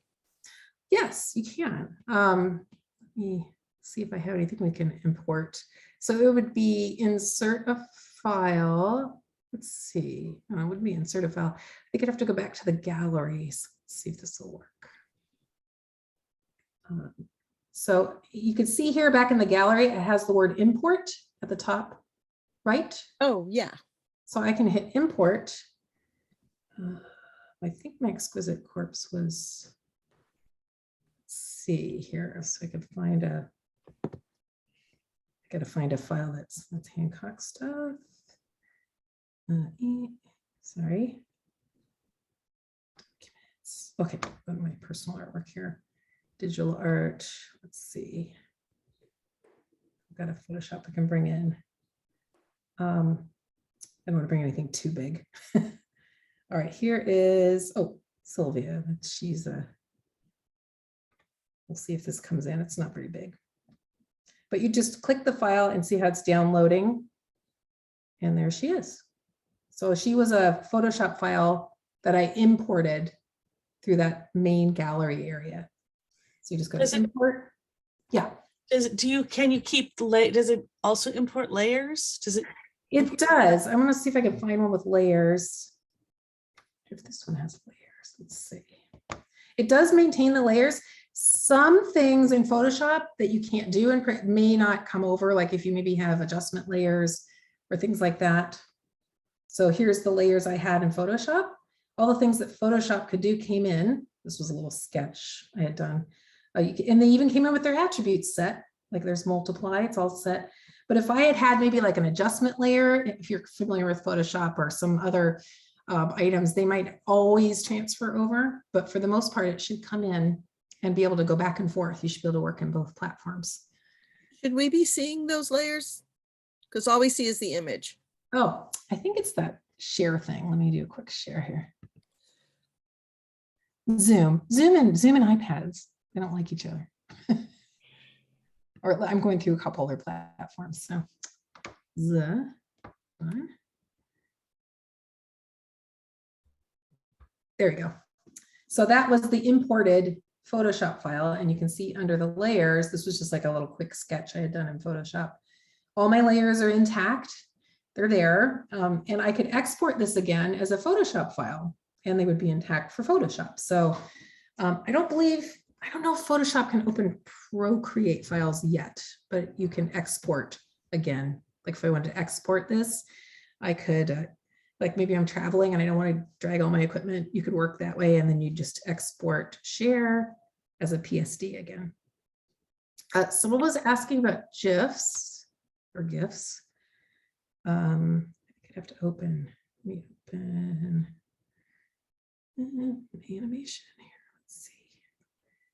Okay, Oop, I've got some animated paintings. Can you make little animations in Procreate like you can in Photoshop? Yeah, this is a little animation I did of a fox. Oh. And Procreate, this is a whole nother class. So you create your layers in Procreate over here. Oops, wait a minute, I have to share it again for you guys to see all this stuff. Darn you, Zoom. Sorry about this. I love your little fox. And now some people are asking about Fresco. Have you done anything with that, bringing it in or transferring to it? I don't even know what Fresco is. Oh, that's the Photoshop for iPad. Is that like the Photoshop Adobe Fresco, right? I would assume Adobe Fresco should be able to open Photoshop files. I haven't worked in it a lot because I usually just go straight to Photoshop, but yeah. So this one you can see, this is a whole nother couple hours, but you can see all my animated little foxes over here, all the frames. In Photoshop, you can do it. I think it's easier in Procreate, actually. If you're interested in playing, I'll just show you really quickly. Under the wrench, under canvas, you have what's called animation assist. So if I turn it off, you see all of my layers at once. Animation assist allows you to pull up this little timeline here, and I can create, you know, an animated feature. I won't go into the details because it's a lot, but you can see here, it's my little fox, right? So if I wanted to send him out, as someone was asking how you'd make a GIF or GIF, pause. If you have an animated thing in Procreate, you want to send it out as a movable, like a little GIF, standalone GIF. You can export a couple different ways through share, and it's down in this section under here, and that's animated GIF. You can an MP4 file that you could then bring into like Premiere, all sorts of different editing programs, that sort of thing. So, but if you wanted to just make it as a GIF, you just hit animated GIF. Max resolution will be a pretty big file. It's gonna show us this file in a sec. There he is. I could decide how many frames per second it's gonna be, if you're interested. See, I speeds up a little bit, or slows down. So you can decide how you want that to go. Web Ready is going to send it out in a smaller format. So if you're going to like Instagram or something, Web Ready makes it smaller for you, so it won't be like cumbersome. You know, sometimes Facebook's like, that's too big, I don't want to show you that. So if you hit Web Ready on your animation, I can hit export, and that will send it to your photos on your, let's see, I'm going to just do save image, boop, and it will send that GIF right to my photos that I can open up. That's fantastic. Just Yeah.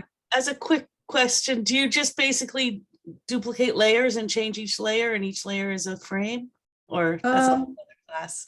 Yeah, you can duplicate layers. Sometimes I'll repaint layers. Let me see if I have a simpler animation I could show you guys. Let's see. We have a few minutes. Let's see. I may have to do a quick reshare. Let's see. Okay, this one's a little more simple.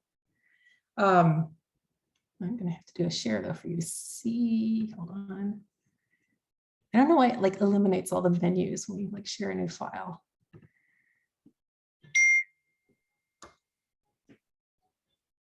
Boop and boop.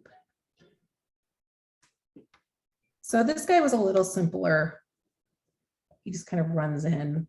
To do a like super brief overview, you can set a background layer. So I have that first frame set as a background layer so it stays on, so you can put a background layer in. I'm not going to go too deep in this because we could do a whole class on this. And then, yeah, you can create new files each time. Use a little blur, a little smudge there to create those animations. And within that, you can either duplicate your layers, or in this case, I wanted to paint on each layer. You can also create a new layer, but you can also, yeah, you can duplicate right here by clicking on a frame and hit duplicate. So it'll create two of the same frames in order. Does that help answer that question? Yes, thank you. Wonderful. It will be Yeah. a great workshop. Thank you. Oh, yeah, there's a whole like, yeah, we do. Oh, I think we might have to do a different workshop for this. We have 5 minutes left. Okay. Any questions? I know there's a Is lot. there for onion everyone. skinning? Someone's asking. What was that? Onion skinning? Oh, yes, that's under, if anyone wants to play with it, under settings. So we pull him in a little bit. You can see my onion skins kind of showing those green and red areas. And you can decide how many onion skin frames you're going to see. So you can see here, I'm seeing a lot of onion skinning. Whoop, from, let's see, go back. What does onion skinning mean? So onion skin means you're seeing your animated frame. You can see the before and after frame. So it helps you kind of create that movement change. Okay. So you can set like how many onion skins. So that green you're seeing in front of my fox right now is the frame here. And we're just seeing it sort of in an onion skin layer. So that way you can, if you're creating that animation, you can change the opacity. You can sort of see where he's moved from. We carry it down to just like, I usually just use 2 because I don't want to see, it blows my mind to see more than that. But like I could see here, okay, his tail's flipped this way on that last frame on that red. I want to kind of move his tail a little this direction. It allows you to do the in-betweening that you might want to do from key poses and stuff like that. But yeah, I teach animation at the college. We could do like a whole thing on that. And then there's augmented reality. I think we will make a new workshop for this. This is way too fun. Yeah, it's really fun. I can show you guys that. That looks like final loop. Let's see.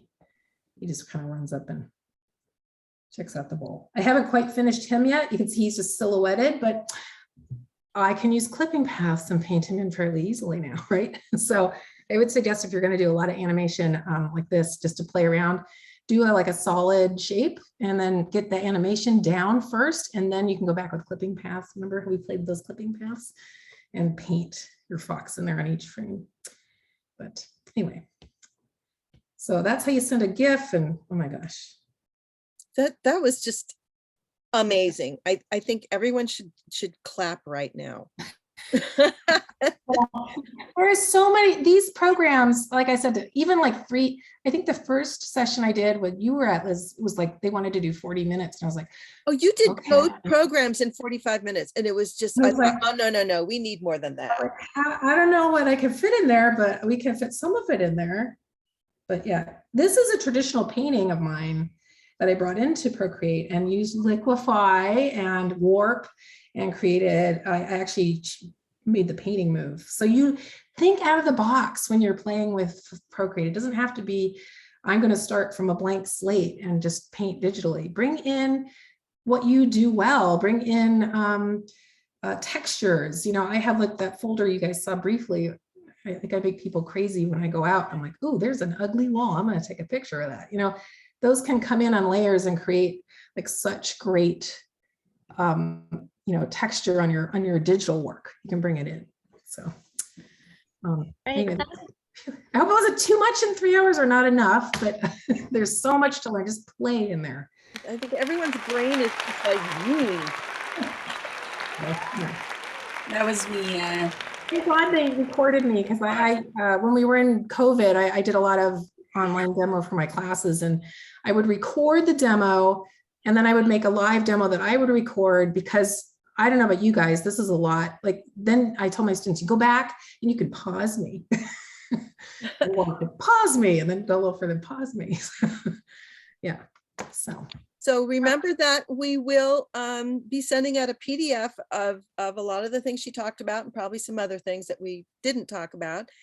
And then the recording will be made as soon as we can get it uploaded and available till the end of April. So you can review if your brain, some stuff fell out your ears. Yeah, a lot. There's so much. And I think that's it. All right. So can I quickly ask one last question? You have 2 minutes. Go for it. Sure. Just you showed us how to select share to Procreate, and I was wondering if we want to back up the layers, and is that airdrop is the only way to do it, or like? No. So it is important to make a duplicate file of your work. Let me do. So when you do a share, it's going to automatically share to Procreate itself. Procreate just backs itself up in the gallery, right? But if that gallery goes bad, that's it. You know, if your Procreate file gets corrupt, your app gets corrupted, you have to download, that's it. So I always take it in here. You can share as a Procreate file, and you can send it anywhere from here. You could, if you have Google or Dropbox, let's see, it'll give you the option. I can airdrop it to my computer. That will give me a backup, but I can also, you'll see here, there's some things where I can send it to myself as a mail. Let's see, what do I have?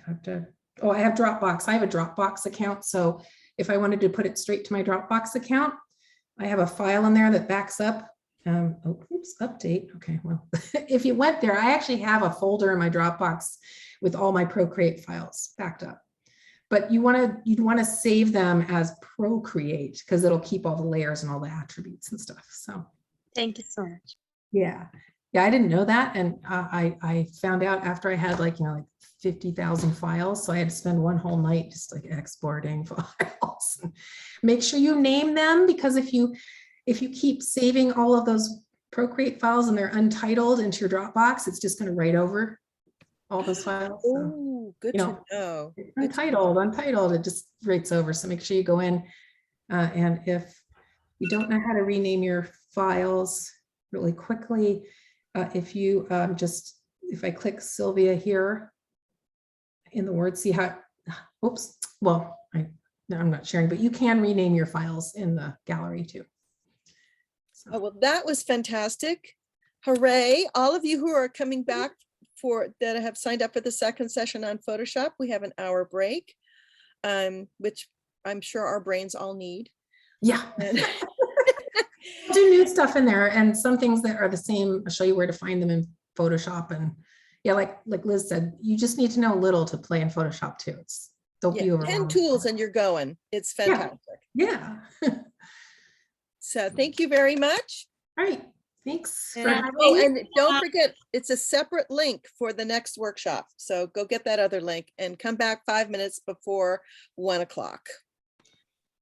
Thank you. And thanks, Lisa, for sending me the link too. Oh. I appreciate it. Thank you. Bye.